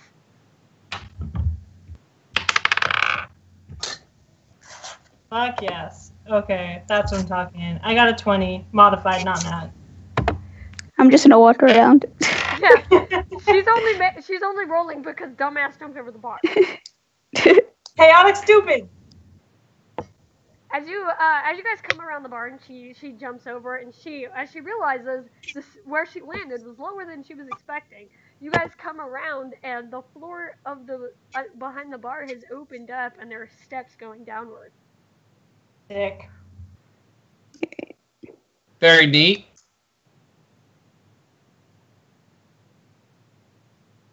Morden, are you following them? Yes, I am. Okay. And so you guys are going down the staircase. Well, I'm already kind of down it. You're like 3 steps down it. You vaulted over the bar. I'm not gonna say you're that far down it. Okay, then I'm just gonna keep going down.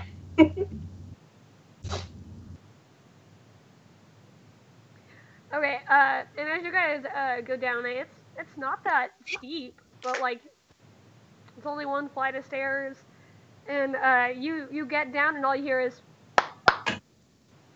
and suddenly lights flicker on. And it.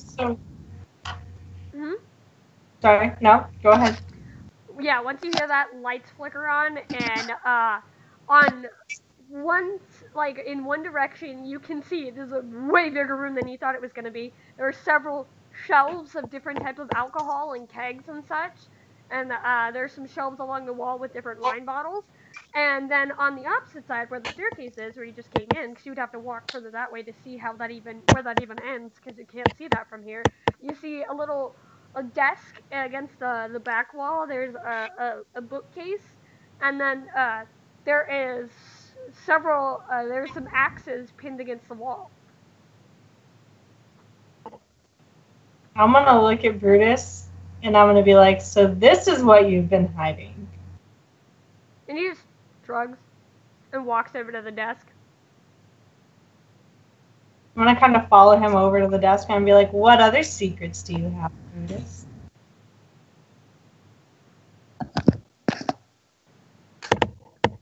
Not in a flirty way, just in I'm really friggin' curious. Yeah. You really don't know a lot about Brutus. That's fair. The only reason I haven't responded yet is I'm trying to give other people a chance to say shit if they want to.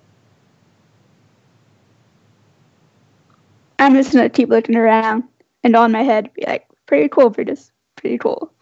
Yeah, I'm gonna be walking next to the torrent. And he walks over to the desk and he kind of straightens up some of the papers. And there's like different things. There's like the shipping manifest, just inventory, basic stuff you would expect it to see at his desk. And then he leans over to one of the drawers, and instead of like pulling the drawer open, the little handle on it, it's like a little bar handle. It's just screwed it. There's a screw on each end, 2 screws, and instead of pulling on it, he turns it so that it faces vertical, and then you hear a lock and and then he opens the drawer and pulls out a book, and in the court, as soon as he it's a thick black book, leather, turns and he hands it to Torrent. Does it say anything on the cover? Nope. I'm gonna like open it a little bit. On the first page, outlined in a silver ink, is the emblem of the Silver Pinnacle. Okay. So then I'm gonna flip to the next page and see what's in it. Some legit ass cursive. Some of it, majority of it's in Elven. It's obviously a correspondence between 2 separate people, and one of them, because you watched him you've seen his invoices and you've seen him work on papers and shit before. One of them is obviously Brutus's handwriting. Mm-hmm. And it is a correspondence between him regarding certain information and certain problems and a man named Isaac. Okay. I kind of want to read the rest of it right now, but I also need to pay more attention to what Brutus is doing. So I'm just going to hold on to the book for a second. Morin wants to look at the wall of alcohol. I approve. As you're walking over there, roll perception. Nark. Perception is all the way up here. 12. Okay, as you're walking over, you step forward because you're like walking towards the alcohol. You step forward and you feel the stone beneath you sink, and suddenly an axe just kind of drops like a hair away from your face. And Brutus hears the whole action, turns, walks over, pounds on the wall twice, and the axe resets itself. Morin's gonna rub his snout and say, well, I see that you're well versed against intruders. And then he grunts and goes, There are many bottles here that are older than you. It's like, they are worth much more than this town even has in its treasury. And walks back over to his desk. Morin's just gonna gap. Gap and sputter a little bit.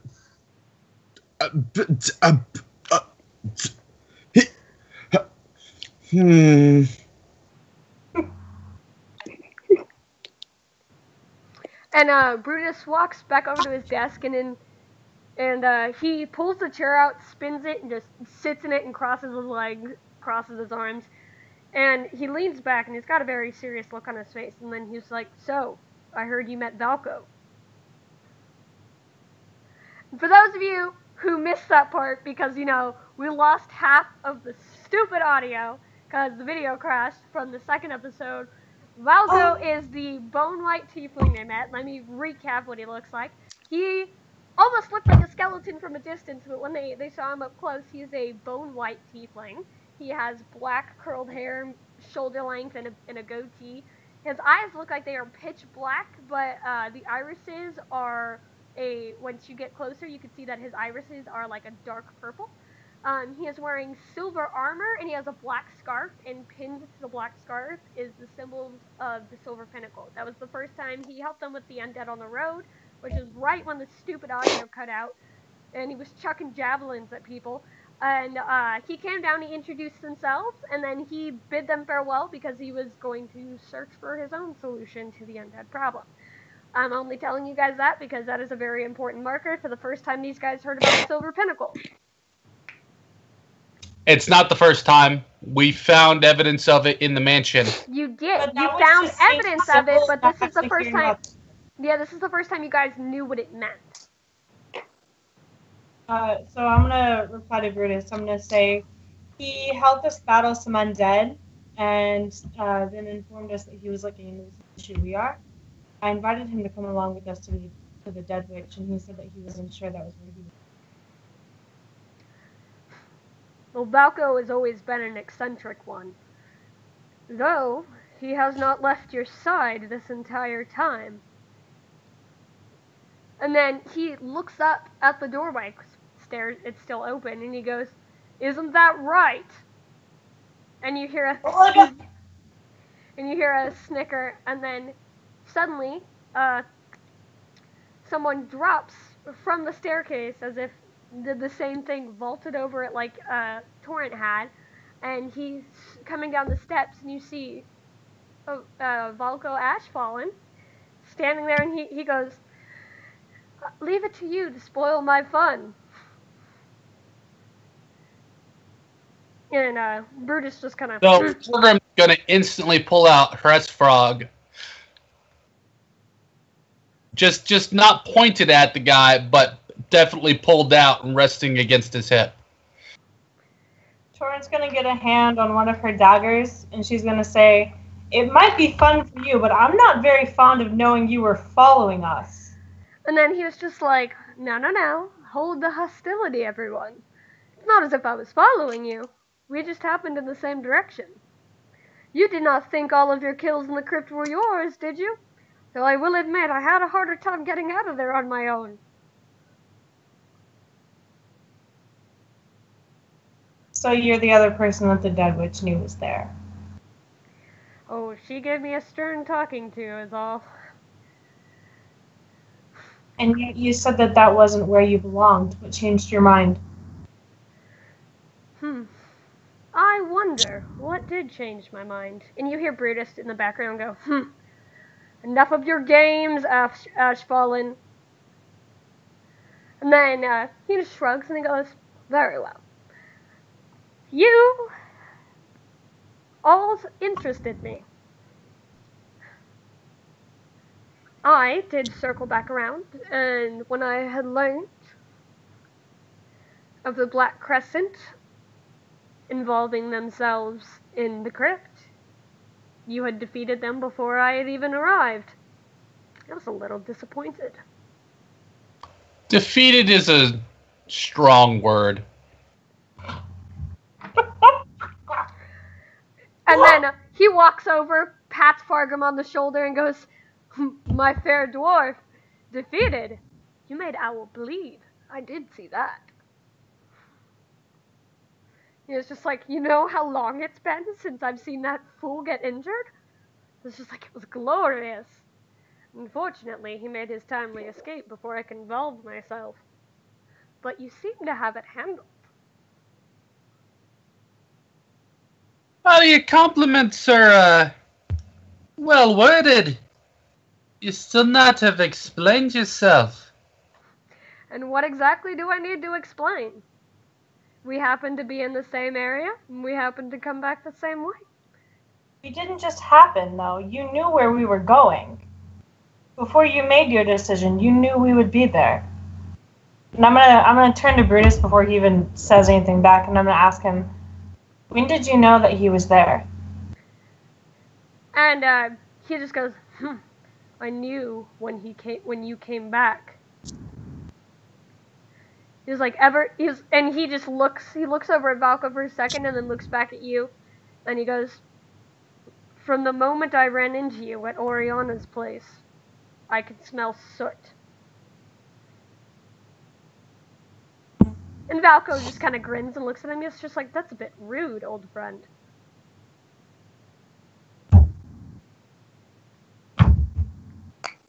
I liked Valko at first, but the fact that he was following us without saying anything really, really deeply bothers me. Now I'm kind of sketched out by him. So Fargrim is going to very much so tighten his grip on Hrestfrog. Suits, you say? You see, I did chalked it up to a wee little hangover. You know, had me turned around a bit in that fight, but if I remember one thing very clearly, it's that when I woke up, I smelled soot. And Valko just kind of chuckles and goes, well, yes, seems to give me away a lot. He's like, there's a reason they call me Ashfallen. It's like, but enough of the tension and aggression. It's like, I did not come here to fight you. In fact, the reason why I came back, because I knew it'd be much easier to discuss this with my friend here, who you seem to have formed such a close relationship with. Brutus has been very helpful and supportive. We care deeply about him. Oh, but he's always been helpful and supportive. Isn't that right, friend? Brutus just, and rolls his eyes. He's just like, he may act all grizzled and tough, but, he's been the informant here in Hogard for quite some time. I believe it was after Lady Eloise passed, wasn't it? Like, the Silver Pinnacle has always helped those in need, and in return they've provided us with information. And he walks over and he leans against the desk and he's kind of sitting on it and he crosses his arms and he's just like, now, as for why I was following you, he's like, it's not as if I was following you, we just happened to be the same way. But It did not just happen. You keep saying that sentence and I keep informing you that is not what happened. I informed you of where we were going, you knew that, and then you made your decision. This is what bothers me. You keep saying it as if it was some pure chance. It wasn't chance. We just happened in the same spot. It did not happen. You knew where we would be going. Please be honest with me. I am being honest. Perspective is a magical thing. Aye, and say we take you at your word. See, I have a tough time reconciling your words. You see, you say that you just happen to be going the same way. But Brutus, he was there. We met him, saw him, spoke with him, clear as day. He made no effort to hide himself from us. But you You were in my room while I was asleep. You made no mention of your presence. You did not introduce yourself when you came upon us once again. This is not trustworthy. Allow me to clear up some misunderstandings, Sir Dwarf. It's not as if I was in your room while you slept. Oriana herself could not carry you from the couch, so I offered my assistance. So you were still there while he slept without ever making any mention of yourself? I was there for a moment, but then I was doing the Dead Witch the favor of confirming that there were no residual corpses roaming about. And I just happened to follow you back to town. I caught up to you, 20 minutes ago. But someone of my appearance wandering this close to Prudence, things usually tend to go horribly. So I'd like to keep myself hidden. I figured the quickest way to do so would be talk to Brutus and then head on my way from here, but here you are. Brutus? And I'm gonna hold out my hand to him real quick and kind of nod my head towards the other end of the room.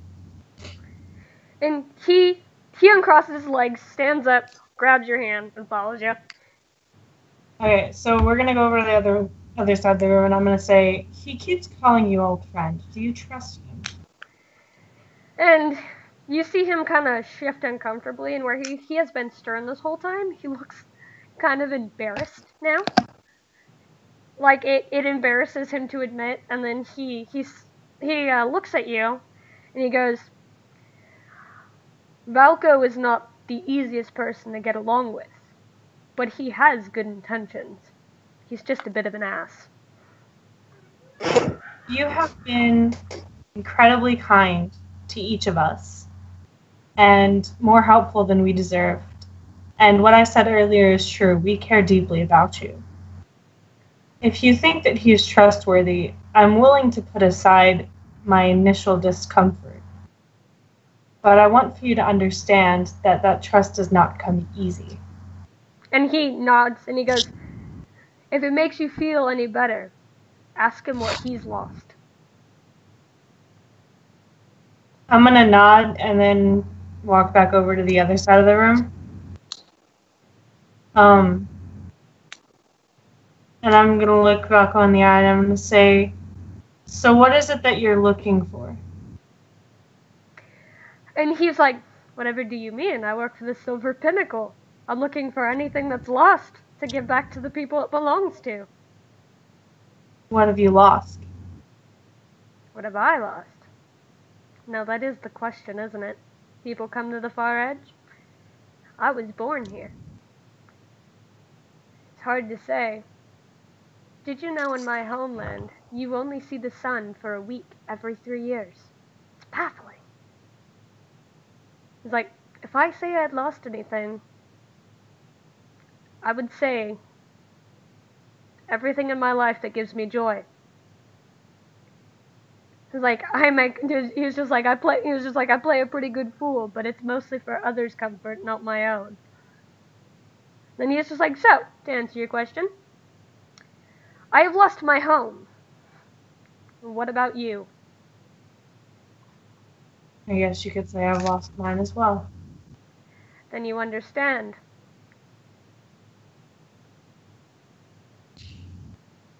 I can at least begin to. I can understand as well. But it doesn't pardon your actions. You deserve an apology. And a good action to make it right. None of this sneaking around business if we're to work with you. You need to be upfront. That is fair. I will admit. Sneaking makes people a bit uncomfortable. And I can get it. My appearance makes people a bit uncomfortable as well, so it's understanding all around. Damned if I do, damned if I don't. What's this? Look at me. I'm a foot shorter than everybody else in the room. At least. And look at us. Myself and Holly are blue. And then you just see Valko kind of go, And then We don't necessarily fit in either. And look at Moden! He stands above almost everybody. I will Morin's admit, gonna snort and put sparks out. it's like, I will admit, you are possibly one of the tallest people I've ever seen. I think you might be taller than Isaac. That's impressive. And a little tidbit for your information, I'm one of the shortest in my clan and still growing. He was just like, that's interesting. He was just like, well, the only real place you'll find Dragonborn here is at Dagmar's Tooth, but I've never been up there.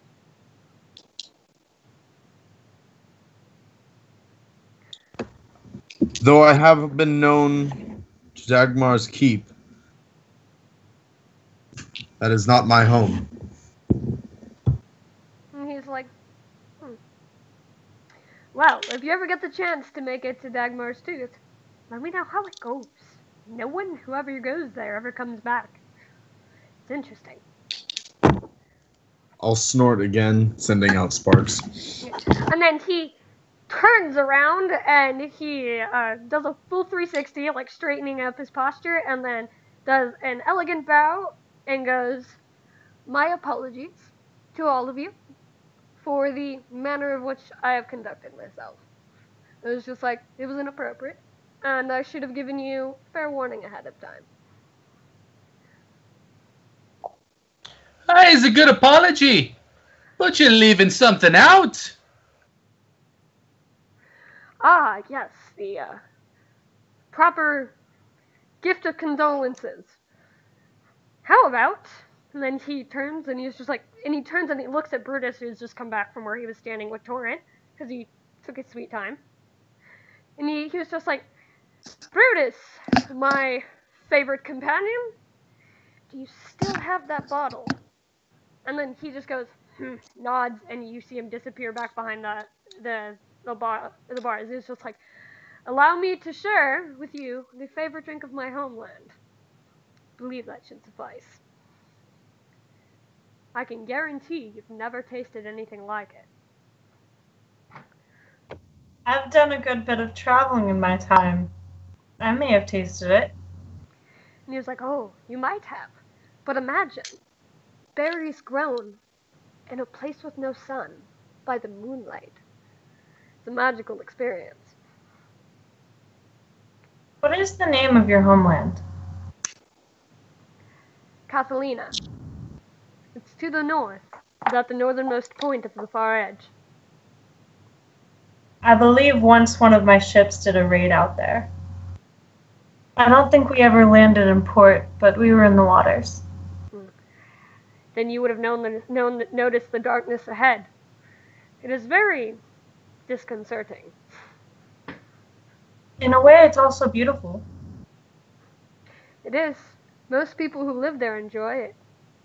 Weak as sunlight. It's pretty annoying. No one can sleep. But they find busy work.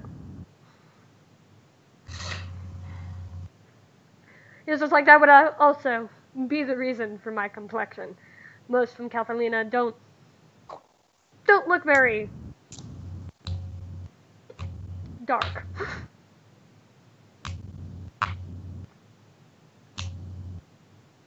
And he turns, and then Brutus returns with a very large bottle. It is thin, and in it is what you can see by the lights that have lit up is a maroon-colored liquid, and just the way it tilts in the bottle, it kind of looks like it sparkles. And then he points to the staircase, and he's just like, glasses are upstairs. Morin's gonna go upstairs to get some. So, bull in a china shop. Fucking rude!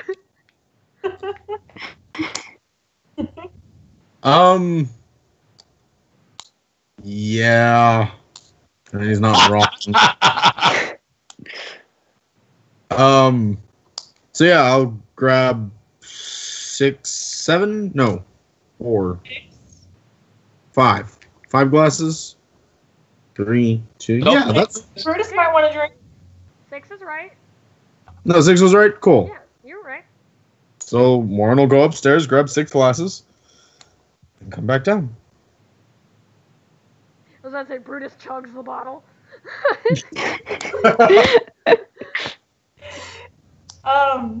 Meanwhile, I'm gonna look at Holly and Fogram and kind of like nod my head to get him a few feet away from this guy and Brutus. Are y'all gonna? Yeah, I'll go. Okay. And I'm gonna tell them. So we may have started off difficult with this man. However, Brutus says that he is worthy of trust. And you guys, as one of you just out of the corner of your eye, you can see him moving a scarf, and he's like, look, and he's like, you've got to have something for this. And Brutus just smack and puts his hands on it, and then you can see Valka go. Why would you do that? And he just shrugs. Reinforcing my love of Brutus.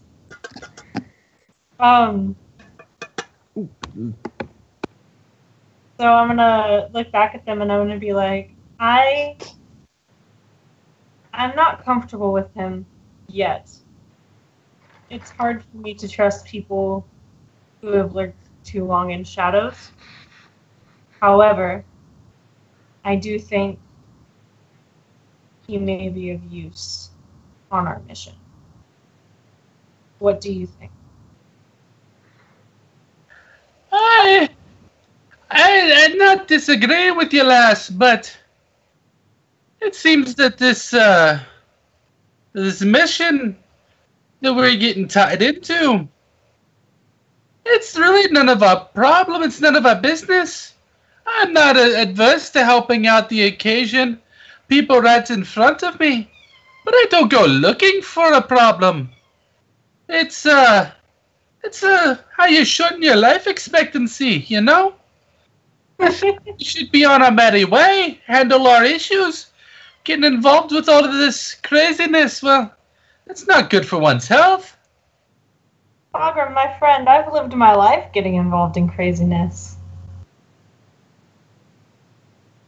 I'm still alive. Indeed. And so am I, my own way. I was about to say, I would like to point out that this is the man who has spent the majority of his life trying to make guns. Yeah. But this is a far step different than what we're used to. We're talking dead walking the land, crazy creatures that the armed soldiers are having difficulty with. What are we supposed to do about this? We're just here looking for what we've lost, not to solve everybody else's problems. Don't you think a way to find what you've lost is to help others? I think that's a good way to get taken advantage of. Not everybody has the greatest of intentions, and not all of them speak it either. Well, my friend, I can see where you're coming from. And I would not have any lower of an opinion of you if you decided not to proceed. Oh, Said, go on your own. to back out, Lassie. But we need to approach this with a great deal of caution. These people, they have their own agenda. They have their goals and we have ours. In the end, it may be that they see us as expendable. I do not want to be expendable. I guarantee you, my friend, anybody who sees you as expendable is an enemy of mine. They will not have the chance to harm you. The feeling's the same, lass. And what about you? Holly, where do you stand? On this, Holly. The more information we have is always good. If it helps somewhere down the line, then let's help. So I think I'll always be wary of Valko. I'm not exactly the most trusting a person. Has Morton come back down yet? Yeah, Morton's back down. It takes Okay. quite a bit of coordination to carry 6 glasses between his talons. Yeah. I was a little concerned. So Morton, are you just like over with Brutus and them, or did you come over to talk to us? Or Oh hell no. Morin, come over. Seeing Okay. groups.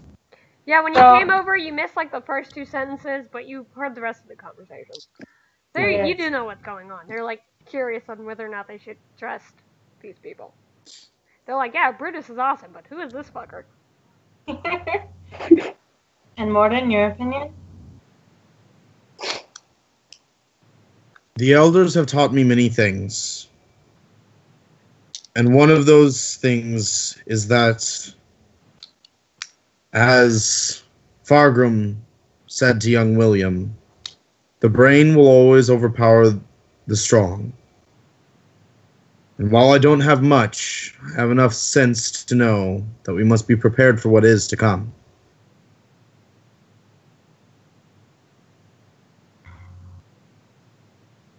But as far as continuing on this journey now and allowing him to proceed with us on the path. At one point or another, I will need to go to Aston. We will get you there. I would be in much comfort if I was with people I trust, and Morin will look at every single one of you. However, Kin, you're definitely among friends here. At least, speaking of those in this little circle. But, well, it seems like friends are hard to come by elsewhere. When you stop and you just kind of glance back, you can see that Brutus and Valko, Brutus has Valko by his cheeks, and he's like forced his mouth open, and you can see he's pouring a potion in, and Valko's like struggling, and then he like stops and he swallows it, and he's like, that's so gross. What do you mean that's supposed to help indigestion? That's so nasty. I'm gonna puke.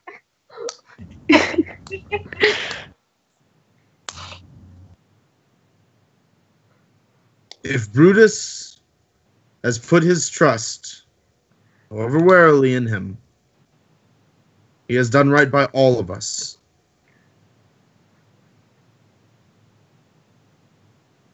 We will trust him for now, or I will at least. However, my hand is on my hammer at all times. Mine never leaves my dagger. Fargrim's gonna kind of, shake Breastvog real quick, kind of just put eyes on it. And I'm just going to stare and whisper, if he even thinks about using us, we'll just use him first. Devious, Holly! I like it! Morin will smile at Holly So we'll with sort. For the people, another huff and sparks. For the people who are uninformed, this is an entirely neutral fucking party. For the people listening who don't know, this is an entirely neutral party. I love them to death, but this has always been fucking hilarious. Chaotic neutral as a motherfucker. So I'll smile at Holly, snort as sparks fly out, but of course I'm Dragonborn, so I'm just baring my fangs. Yeah. Oh, I'll smile at her. Fargrim is definitely smiling from behind his beard. We just do like a shift in the whiskers.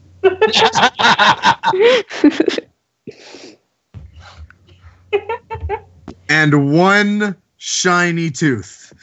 One.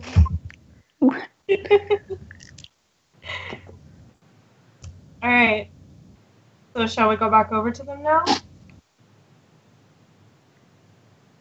I definitely think we should. I mean, Torrent was actually asking that, so. Oh, okay. Shall we go back over to them now? Eyeless! The man owes me a drink. Same as you. Let's get them! And as you guys turn back, Torrent is like, well, not Torrent. Valko is the first thing Torrent sees is Valko going. Is that supposed to make your tongue numb? And then he's just like, and then Brutus goes, and then he looks up at you, and then he turns and he very deftly pours the drinks and holds out a glass to each of you. I'll take mine, and I'm gonna smile at Brutus, and I'm gonna say, were you experimenting on him? And then he's just like, he had a bad cold. Mm-hmm. And then he's just like, you said that was for indigestion. Like, I lied.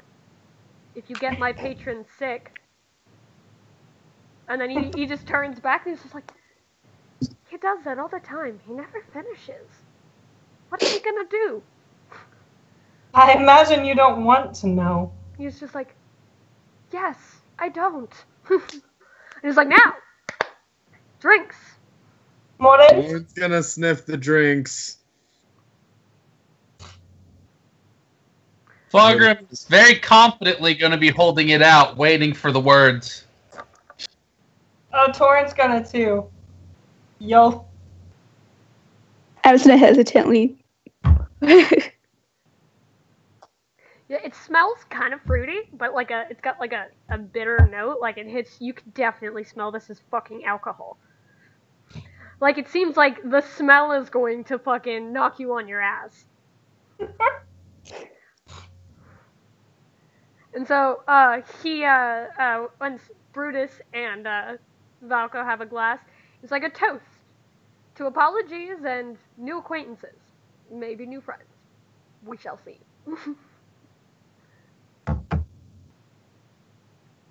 And Brutus is just like, to you stopping the dead and shutting this asshole up. Aye, Brutus. I can drink to that. And he just turns and goes, Et tu, Brutus? Et tu? Seriously, how long were you waiting to say that? Like, fucking forever. Yeah. God. I'm so tempted to hang up on this call just because of you right now. At 2, Brutus. Okay, and Valko very Morin- quickly starts chugging. Real quick, Morin will, at the toast, say a few words in Draconic. Okay, go for it. Actually say them. I want to hear you speak Draconic. Yeah. No, just give me the translation. I don't even know how the fuck to do Draconic. Anyway, It's mostly growls and roars. true enough. Although that's very close to Primordial too.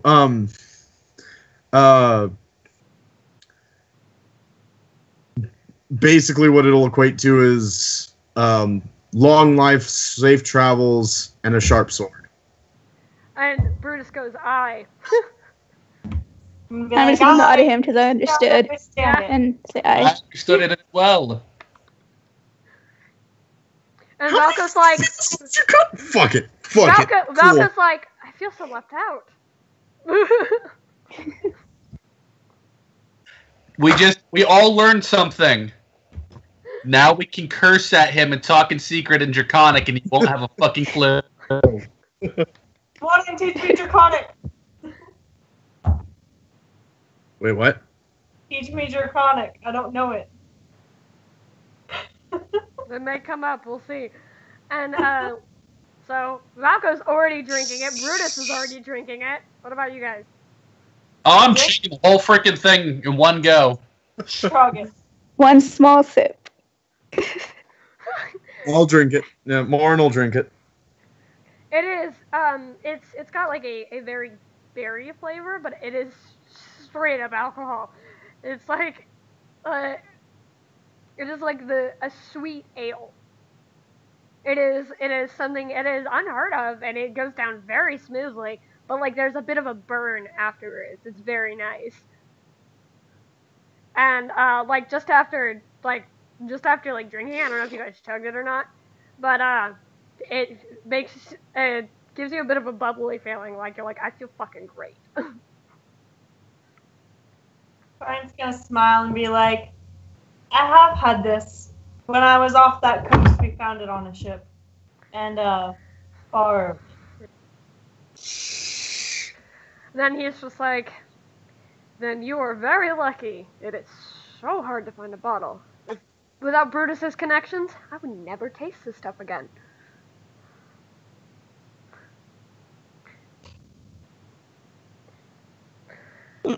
Morin's gonna make a, I don't know what it would call, what a Draconic would call it, a puckered face. Yeah. Kind of shake his head and set the glass down very gently. Did you finish it, though? Yes, he did. Okay. Yeah. If you didn't, Torin was gonna take it. She's like, I got you, boo. I got you. And I'm gonna hand mine off to you then. I just tore it. Just light it. Take it. And I'm gonna like pat her on the cheek and say, "We'll get you there. One day you'll be able to drink along." And you stop as Brutus leans back, pulls open that drawer, and pulls out a little bottle, and it is that clear alcohol that he had given you the first night, and he passes that off to you, and Valko's sitting there looking confused, and he's just like, and then Brutus is just like, shrugs again. So I'm just gonna finish the second drink. Bahamut, damn it. Brutus. And then he motions towards the staircase, and then he is just like, before the ghosts get in.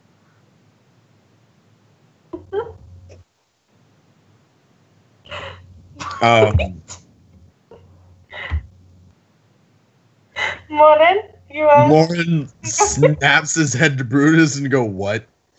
And Valko laughs. Valko laughs and he goes, it's a silly Hoscothian expression. It's because their dead don't rest. They're fucking haunted. What does it mean?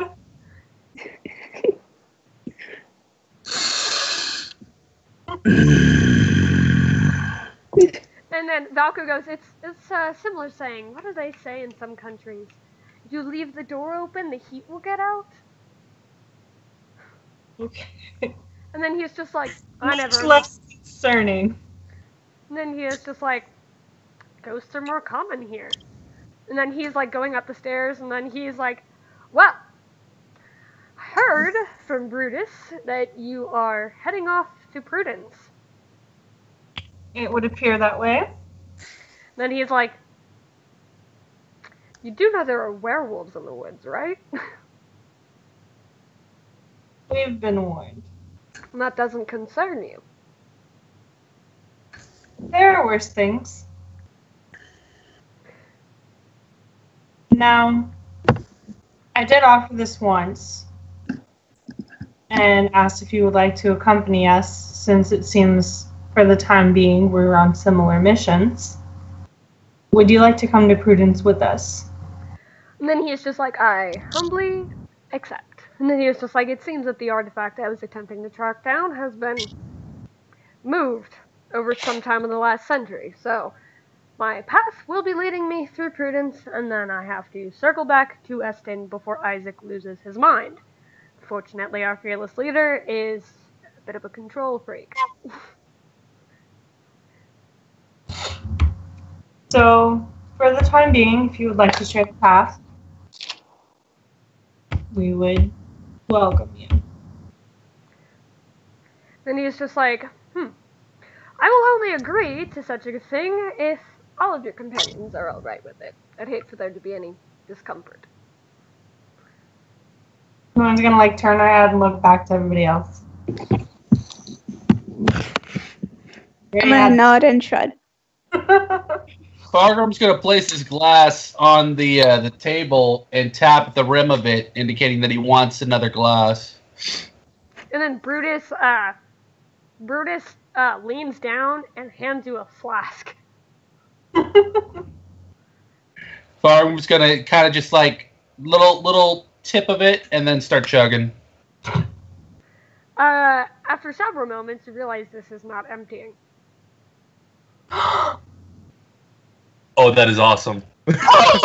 And then, Brutus likes you. he stops and he goes, won it off of a sorcerer in a poker game. It stays cool for 3 days.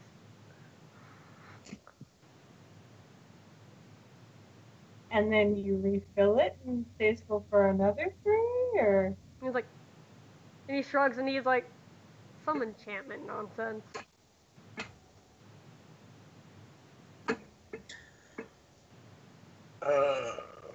Yeah. And, the only person, he looks to Morin, the only person who hasn't said anything, and Valka's like, what say you, Dragonborn? Like, well, if my presence bothers you, then I shall leave. How to word this? Speak truthfully, my friend. Where my companions go, I shall go. Your presence is of no consequence to this journey. However, your help and your knowledge of the terrain would be much appreciated. And he smiles, and you notice as he smiles, you see something flick behind him, and you realize his tail. It is quite different than Holly's tail, whereas hers is more serpent-esque. His tail is pronged, but it splits off into the end and has 2 different prongs. And you just kind of see it, That's not creepy. and you just see it flick, and he's just, he's just happy, and he's just like, very well then. And he's just like, I will gladly accompany you. We do have one more companion. He's currently working on some experiments and won't be with us for this leg of the journey. But if he joins us while you are still here, his word would matter in this as well. I agree. If we meet back up and he dislikes my presence, then I shall leave. The Dead Witch did say he was a sensitive one. I'd hate to upset him. Torn's just gonna nod and then turn to Brutus and be like, do you by chance have a second flask? And he leans over, opens the drawer, and he's just like, it's not enchanted. That's fine. All I need now is one more drink. And then he tilts the bottle of that drink, the alcohol into it, and stops, and then tightens it and hands it off to you. Brutus, if you're not careful, I may end up falling in love with you. And I'm just gonna down it again. And then he stops, and then he's just like, wouldn't be the worst of ideas. Wouldn't be the best either.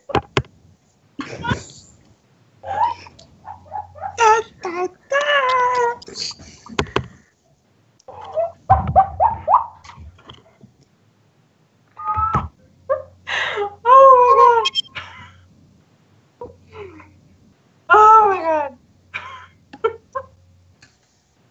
Are you done dying? Okay. You know what? I've got 2 reactions in mind. I'm gonna roll and see which one I'm going with. Evens. So, Torrent, because she's had alcohol in her, so she's not gonna be, her usual suave self, is just gonna blush horribly. Like, full purple face, because she's got the blue skin going on, so the blood rush is, gonna be purple.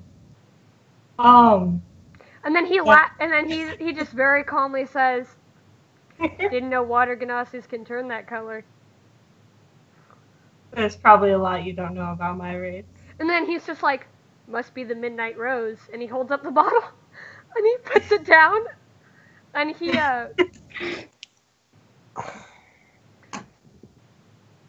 and he takes the leather book, and he puts it back in the drawer, and puts the drawer back and locks it. And he's just kind of ushering you guys up the stairs. Fargrim is entirely distracted with trying to drink himself into a coma. He is taking this flagon as a challenge. I am proud of him. Brutus puts his hand on Fargrim's shoulders and squeezes a bit to get his attention. And then slowly shakes his head.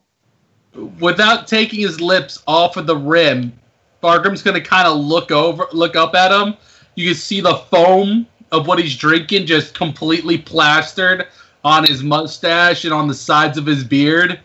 And he's just looking up at him like, huh? And yeah, and so like Brutus slowly shakes his head. Torrent's gonna look at Fargrim and be like, at least don't forget to breathe. Brutus kind of glances at Torrent and back at Fargrim. Is just like, if he finishes the flask, he'll die.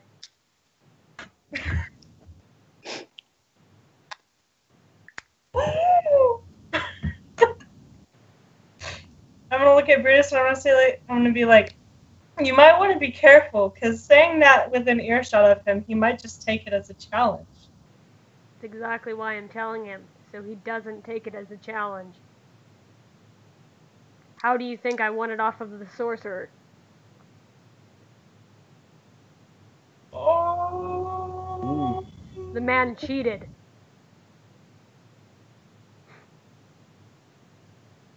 So Fargrim's gonna kind of raise an eyebrow, pull it away from his lips real fast, and look at Brutus. Hey, Susa? This is Matt?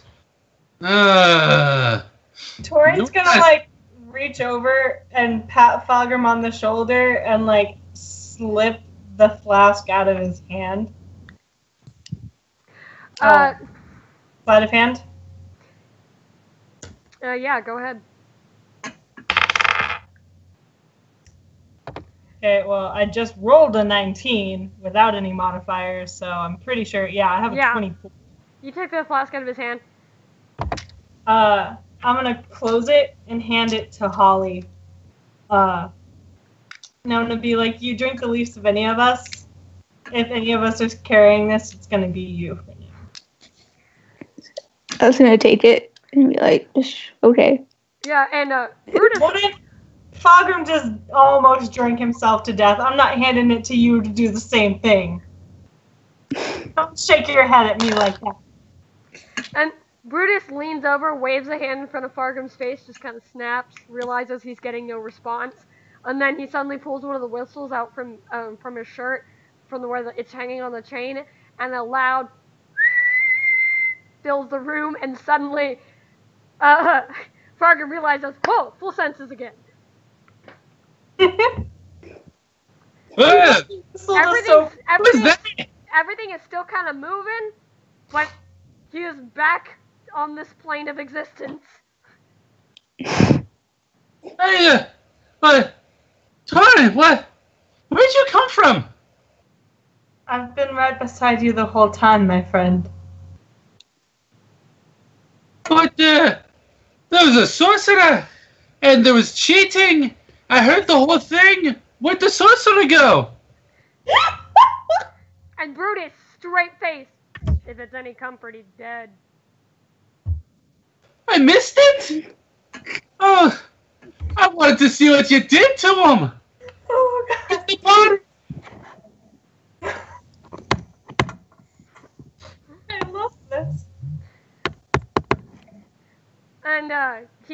And he kneels down, sets a hand on Fargrim's shoulder, and looks at him and goes, "Do not drink and fight. If you shoot your gun and it hits one of your companions, you will be the one who is hurt." Brutus, you give good but strange advice. But still good advice. And then he just pats him and he goes, "Keep it in mind." And then goes back to what he's doing, and Doc was like, "Well, that was interesting." And he was just like, We've barely been on this adventure a few moments, and one of us has already almost died. He was just That's like, I how think... it works with this group. And then he was just like, I'm understanding that now. Listen here, Mr. Suit. I can hold my liquor better than any in this place. And Don't say nothing about me almost dying. He points at Morton and he goes, Dragonborns have an iron stomach, though. I thought he would be able to hold his liquor better than you. I'm gonna hold my hand out to Holly, and I'm gonna like mouth the words, "Give me the flask." I'm gonna hand it over. I'm gonna look at the flask, and I'm gonna look at Morton. I'm gonna look at the flask again. I'm gonna look at Brutus. And then Brutus shakes his head.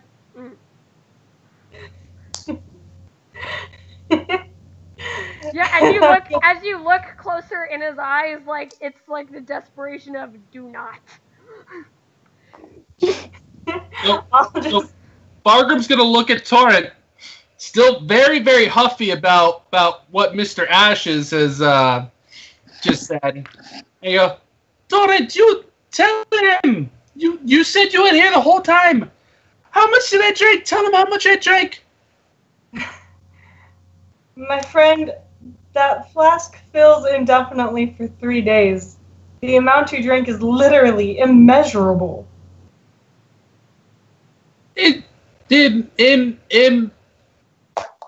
What? You drank nearly infinite liquor. And I'm gonna like slip the flask into my coat pocket, and then I'm gonna like wink at Morton, so when Brutus isn't around, I'll hook you up. So Fargrim's gonna like look at the flask and then look down past his beard, which is still very foamy right now, down at his stomach, and then look back up where she put the flask, and just kind of look very, very confused. Like it's not quite registering what she's saying. Okay, so we're gonna stop walking for a second, and I'm gonna put my hands on both of his shoulders and like look him straight in the eyes. I'm gonna say, My eyes are not focusing on you whatsoever. Like one moment it looks like he's seeing you, the next moment it looks like he's staring at the wall behind you. No. He blew that whistle. You were focused. Everything's still a little wobbly, but you are back at attention. Okay. So I'm gonna look You at were him. not fully sloshed. You were like mid-hangover / still drunk. Okay. I'm gonna look at him, and I'm gonna say, you drank literally as much liquor as is physically possible for you to drink in the universe at once. It's extremely impressive. So that means I win, yeah? Well, my friend, I think the rules of the game imply you still have to destroy something after the drink, but yes.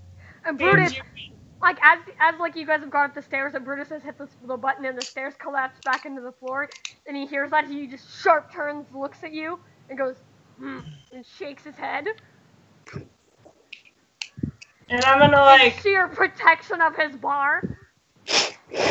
I'm gonna wink at Brutus, and I'm gonna say, but you drank more than enough. We can say that you won without that. And Balco claps his hand together, and he's like, besides, I believe there will be plenty of things for us to destroy in Prudence, don't you think? The Grieving Woods is full of things. I don't know, Ashes. You got a pair of perfectly good targets on your head. I bet I could trim those off, even after having a few more sips from that flask. And he's just like, I don't think you have a weapon strong enough. And he's just like, I'm not a normal tiefling. So, Morin is getting tired of this. So he's gonna Brutus place is trying to his- rush you guys out of the tavern because he now has shit to clean up. I'm gonna place a hand on both Fargrim and the Ashfallen's shoulder and physically steer them out of the bar. Okay? Dragonkin, you are always a good man. I appreciate you. You're making this so much easier for me. Can I say we're out of the bar? Yes. Cool, I'm gonna waste one of my rages and electrocute both of them. Fucking do it. Do you want me to roll for damage or not? Don't even at this point. Cool. Don't even waste your rage for it at this point. You guys haven't even left town. Cool. Well, I'm gonna go into rage, or at least go on the brink of rage, and basically electrocute the both of them. Just zippity zap a dumbass. Cool. I would assume they're at least on the ground or kneeling. So I'm gonna pull them back up, spin them around so they're looking at me, and bend down to where I'm looking Ashfallen in the eye, and say, "Don't provoke him." And then I'll turn to the dwarf and say, "Have you come to your senses yet?" Dragonkin, I did not know you could do that. And Gakko's like, really? I felt that in my teeth. I felt that in my horns. That was kind of exciting. And then he was just like, I heal people, but getting electrocuted kind of makes everything feel pretty crazy. And then you see him and he just kind of claps his hands together and he was like, can't even feel it. So Fargrim is gonna look sideways at Mr. Soot, and very, very much so, just looks like all the fun has kind of gone out of his eyes. I think you should let that one go. He might be enjoying this just a wee bit too much. I don't think you want him to get a taste for it. It's like, oh, come now. It's a new experience. You gotta enjoy the new experiences in life, even if they kind of hurt. It's like, I still can't feel my tail. That's weird.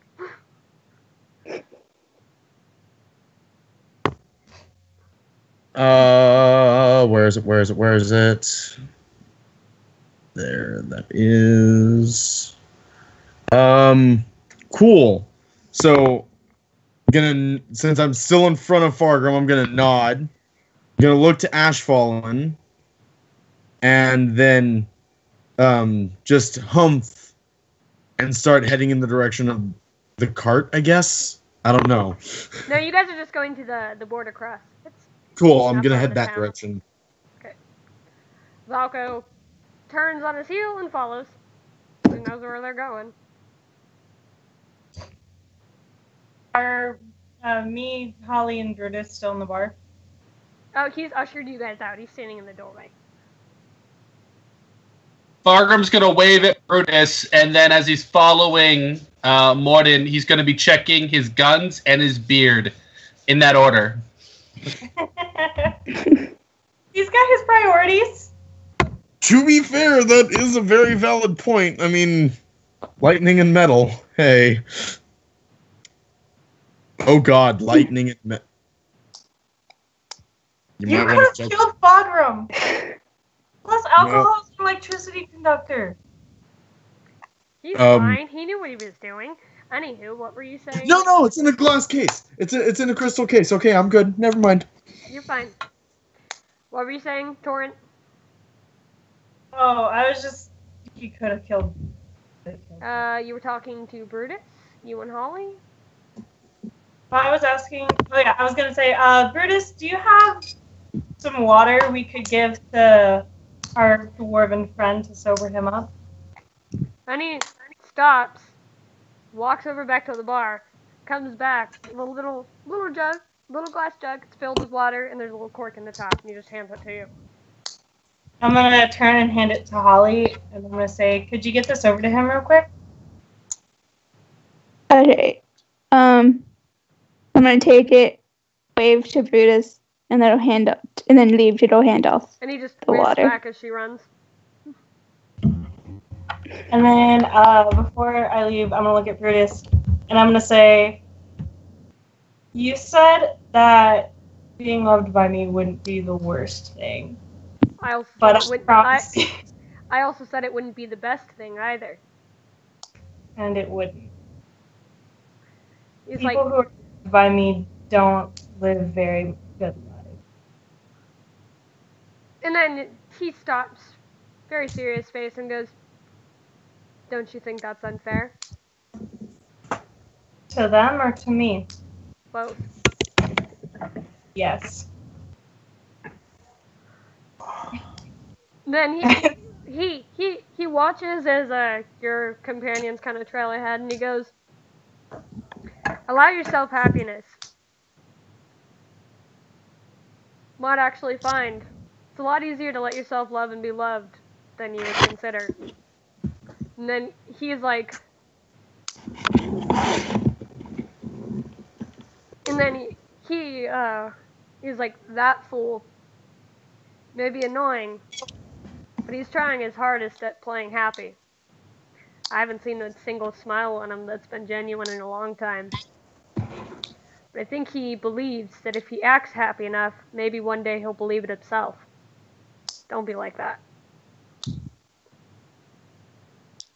Brutus, I think at this point you know me well enough to know I would never take anything for anyone.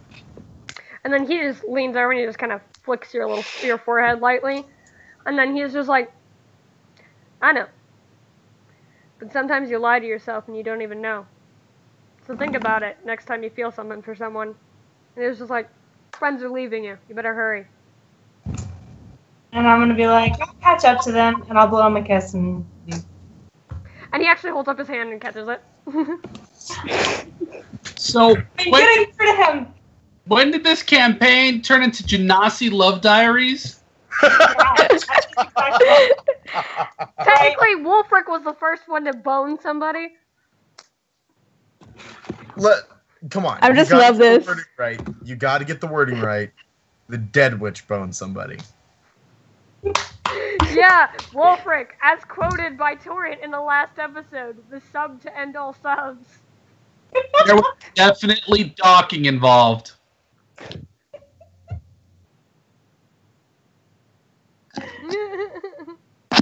Anywho, as you guys are approaching the gate, Valko kind of jogs to catch up with Morden excitedly, and you guys are seeing the bridge along the border, and you're seeing that there are 2 guards standing at the end of the bridge, as per usual, waiting at that guard station, and Morden's just like, "Let me go up first. I want to show you what I was talking about." And he just Ashfallen. Huh? You mean not me? Yeah, Valko Ashfallen looks at you, because you were in front, and says, "Let me talk to them first, and you'll see what I was talking about." Okay. And he just kind of trots ahead of you, and he says, "Good evening, fine gentlemen." And you can see the guards' surprise is so bad, their jaws just drop, and they literally shake for a second. Like his image just scared the shit out of them. And you can see their hands hesitantly go to the hilts of their swords. And he's just like, "We have business with your commander, so if you would allow us to pass, be excellent." And they're like, "Border permits." And then he looks back and he goes, "See."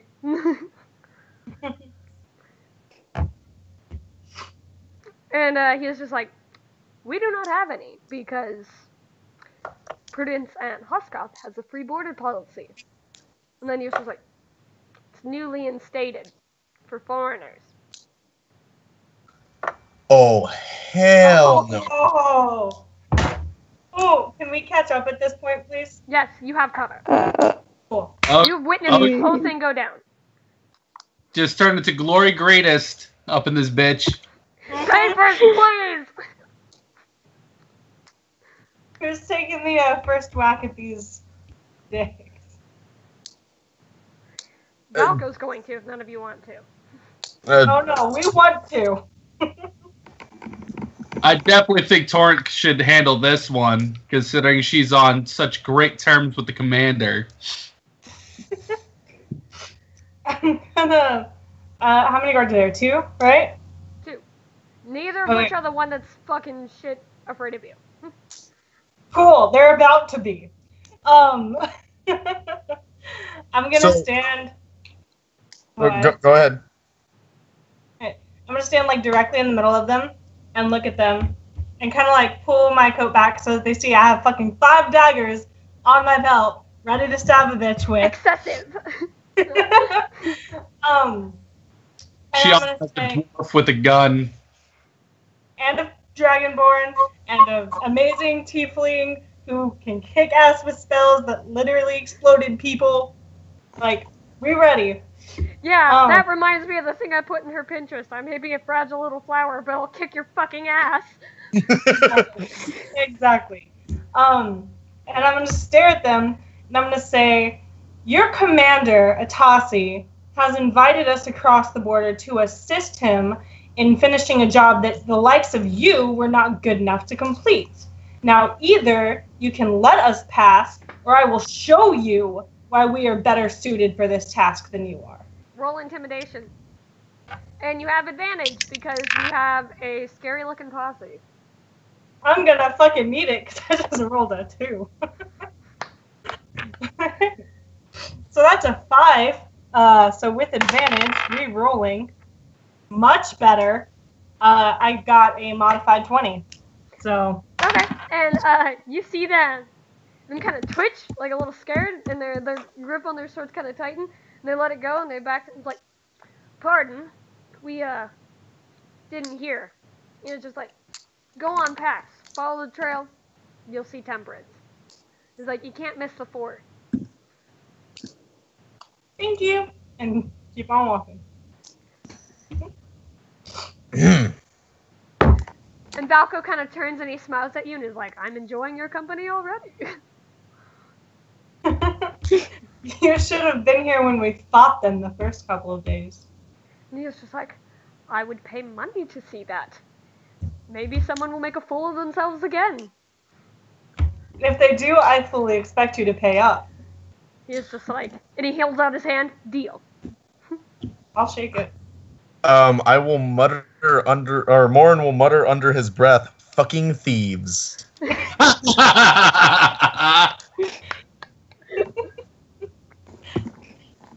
Do it in Draconic. Do it in Draconic.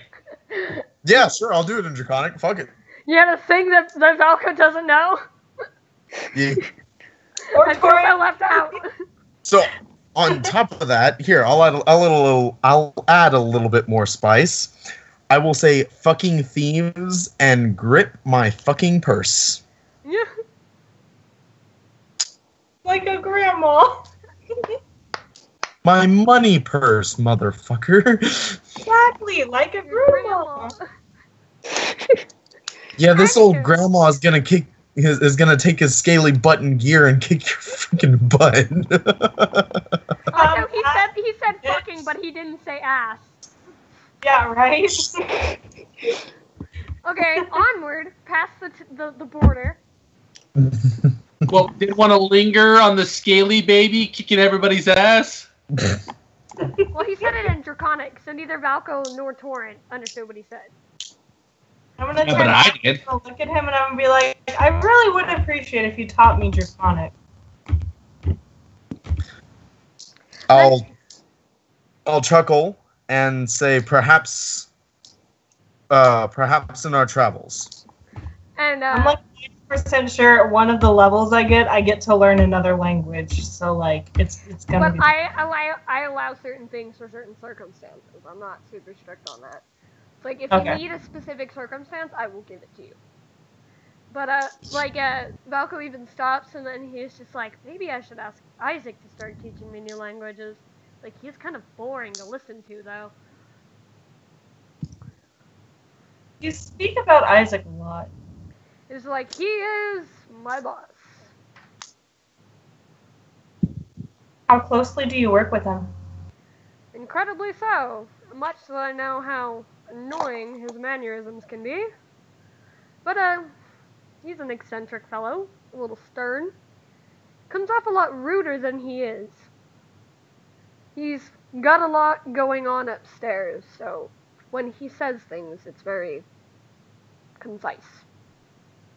I've never really had a boss. I've had captains. He's kind of like that.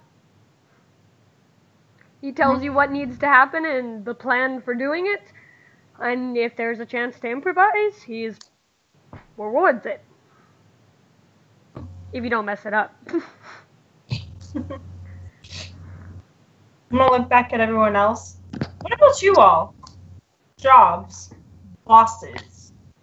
Have you ever had them? From my experience, bosses tend to, how do I say this? Bosses take advantage of their power.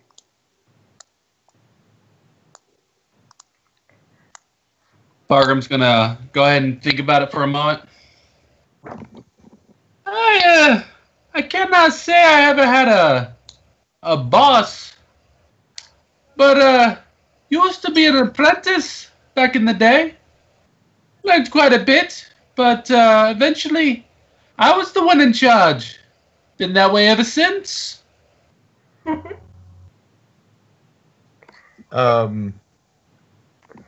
Morin's gonna be very confused at the word boss. Because he's never heard it before. And Valko kind of looks and notices like the kind of pinched bridge between your eyes, and he's like, what is the word? A chief, in a way. An elder, someone who tells you what to do. A leader. Well, in your ears or in your eyes, I am just barely an adult in my tribe. Yes, we have had elders, and though my grandfather was one, they pretty much kept to themselves, only being available when we needed advice. The chief, or the leader of my village, for we didn't really have clans. Well, we had clans, of course, but there was no set leader. It was more of a...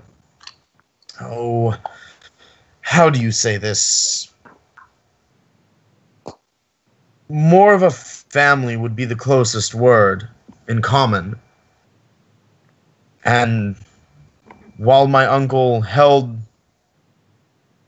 the defenses, there was really no one to lead us. We pretty much kept to ourselves. And I understand what you're getting at, I believe. I say Isaac is my boss, but I myself am not great at improvising. So when he comes up with a plan, I generally just follow it. But there is no technical position of leadership. We just basically listen to Isaac because he's the smartest of us. Like the Silver Pinnacle has one focus, so we're basically just a family of our own. And he's like, I'm not related to anybody there, but I'd risk my life for all of them.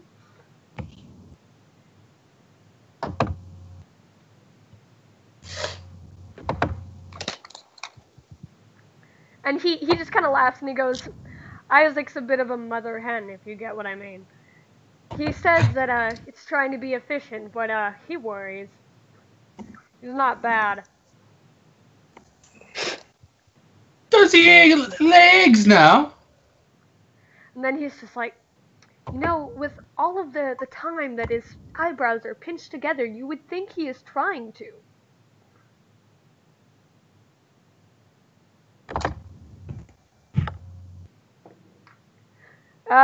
Jess, evens or odds? I did odds last time, so evens. Okay, short time as after a bit of walking, you guys are seeing a stone pathway. So it was just dirt from the bridge of the border. The scenery around you guys has completely changed. It is so drastically different. The scenery around you guys has changed, and it's like tall trees. Everything looks dark. You can feel the sunlight coming in above, but it's just like little splotches of sunlight, which is weird because you guys were just in Hoscroft and it was overcast. So this is completely different. You can see that the dirt road transitions into stone paving, and you guys are at the edge of a town. And in the distance, you can see a very large structure. And as you guys are walking down this path, people are stopping what they are doing, which is their normal civilian life, and just looking at you, dead silent. I'm going, after we pass a few people doing this, I'm going to start just staring at them right back, and then, like, stage whispering to everyone else, "Oh my god, have you ever seen someone, of that species before with that color skin?" And basically saying exactly, like, what I know they're all thinking, just about them instead. And Valka just, ha! I cannot believe it. It's like they all look the same. Can you tell them apart? They got the same hair, the same skin. Look, even their noses are the same. They have no distinguishing characteristics. They have no horns, no tails, no scales, no snouts, no height differences, interesting skin colors. It's absolutely appalling, isn't it? How do they live like this? How do they look at each other without being bored? Or confused. Or both? They even have all the same look on their faces. Like they just don't know what they're doing anymore.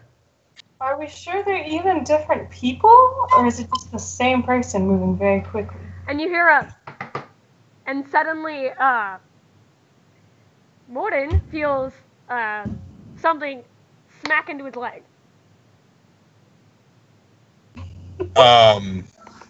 Fuck. Alright. Morden? What the fuck is it?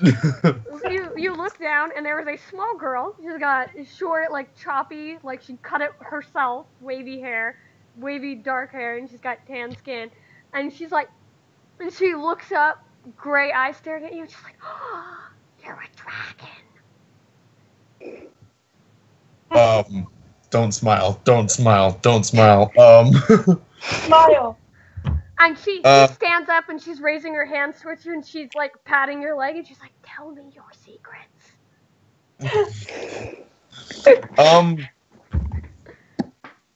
Fuck. I'm gonna hand off my hammer to Torin.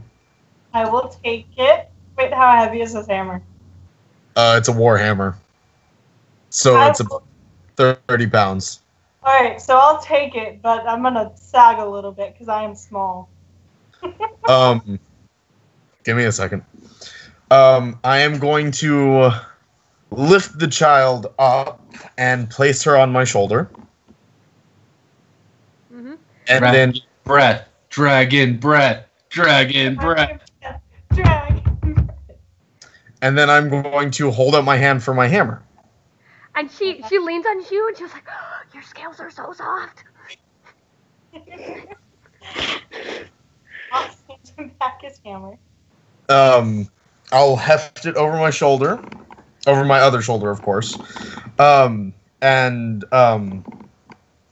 As she whispers that my scales are so soft, I will bellow in laughter, catching everybody completely off guard, I would hope. Yeah. Like, literally, the whole crowd around you shakes. Like... And in a very loud voice, "Why, yes, child. The dragon's scales can be as soft as a feather and I'll look out into the crowd, or as hard as stone. And she's just like, and she giggles. She's like, "Ah." Just like, I can't believe I'm meeting a dragon. And then you, as you guys are enjoying this tiny little girl like losing her mind, you see a young ginger-haired soldier come running up, and then he's just like, Amethystine, please do not bother our guests. And then he's just like, your father's already upset that you ran off again. And then she's just like, Brett. Papa said that there was a dragon. Dragon, Brett. Dragon, Brett. Stand down, my good fellow. She is not bothering us. Where is her father? And she was just like, and you seem like let out of breath, and he just kind of smiles at you. He's just like, I'm glad, but he will be slightly perturbed. Commander Atassi is waiting for you at the fort. And then he's just like, if you don't mind, follow me. Absolutely. And then he was just like, my name is Rowan. I'm the commander's lieutenant. Well met, Rowan. I would extend my hand, but I currently have them full. And he's just like, yes, I can see. And he's just like, Amethystine is a bit of a handful on her own. And then she goes, I'm not a handful. I'm a princess. I'm gonna lean into Torrent real fast and go, Lass, did I hear that correctly? I think he meant to say that the commander, he has spawned children. When she says that she is a princess, I will chuckle, of course, a little softer, and snort, sending out sparks from my nostrils, and say, "Oh, I am sure you are, young one." And then she smiles and she goes, She's like, that's why I wanted to meet the dragon. And she was just like, there's a story. You should see. Papa has the book. She was like, the princess and the dragon, they fight the Black Knight, and I wanted to meet a dragon because I'm a princess. I'm gonna lean down to Cogran, and I'm gonna be like, if she's his daughter, at least she's cute. And Rowan's just like, yes, the commander's a bit stern sometimes, but this is definitely his child. So we went from the very burly, quiet, but ultra kind bartender to the Sunday single dad. I just make the characters, guys. Guys, I'm just sub-god. You live in this world. I actually know if he's single, guys. He's very single, and you know it. And if not, he will be by the time you're done with him. And you guys have you've come to the fortress, and there's like a small bridge that's lowering down as Rowan waves his hand. And there's a little bit of a moat, but the water looks black. Ew. Okay, I'm gonna be visibly bothered by the state of that water. And Rowan's like, yes, that is part of the issue. And then he's just like, all of the water here looks like that. The commander could explain it better. And then the gate falls. And then he's just like, come, follow me. Yeah, taking a look at it, like, under a microscope. You may find what's actually doing it. You could try separating the water as well. Could tell you what's in it. I'm just gonna stand there. Sorry. Yeah, and Rowan's like, I understand your concern. We attempted it to send it to some of the men in Eston, some of the most creative and outside thinkers of the far edge, but every time the water passes the border, it reverts to normal. This is frightening. So likely a local disturbance, maybe magical in nature. That is why we had hoped to acquire the Dead Witch's help, but the commander said that you came with her highest of praise, so I'm glad you're here. So I've been pretty distracted by the water, and I'm gonna be like, it just feels wrong. And he is just like, I have no magical capabilities whatsoever, and it gives me the heebie-jeebies. I'm gonna be like, sorry, Pogram? Fargrim's gonna turn to Holly and ask her, little lass, what do you think? What could turn the water black as night? I was gonna shut. I'd be like, well, your dress will be as good as mine. And I don't know.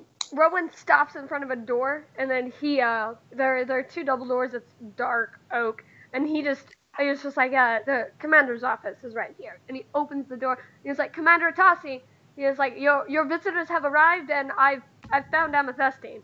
And you can see he gets up from his desk and rushes to the door, and he sees you guys as you're in the doorway, and then he goes, amethystine, Camellia, Atasi, you get down from there and quit bothering these kind people. Commander, please. I really just want to just clap. That's such a wonderful name. Honestly, it's an amazing name. And then she's just like, Papa, I found the dragon.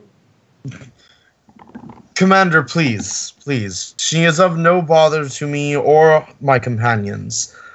My younger brothers and sisters were much more of a handful. You may regret saying that. And then he just kind of chuckles a bit for the first time you have ever seen. And then his face resets to its serious expression as he walks over to the desk. And then he's just like, and he sits behind the desk and he's like, thank you for coming. And he motions, because in the other room there's a large desk that seems made out of the same fancy wood that the door was. And there's, on one shelf there's a bookcase, and then there are couches and a table. And he's just like, please have a seat. And he's kind of rubbing his temple. And you're just like, so if you are here, I would assume you are interested in helping us with our problem. I'm interested in seeing what this problem is worth to you. And he turns and nods at Rowan, and Rowan closes the door behind him and locks it, and just stands in front of the door at attention. And Valko laughs, drops down on the couch, and crosses his legs. It's just like, don't be coy, Commander. Your problem is the Black Crescent, isn't it? And that is where we are ending for tonight. I wanted to play with the kid. You can play with the kid next time. I know. Yeah, we already had our kid. It's time for you to deal with the kid. Yeah, you get a kid now. Yeah. Just so you know, the story that she is talking about is going to be such a big deal to her. Because like I said, I made a whole continent and a shit ton of lore. And I know how you guys are sluts for lore, so. Yeah. I'm right.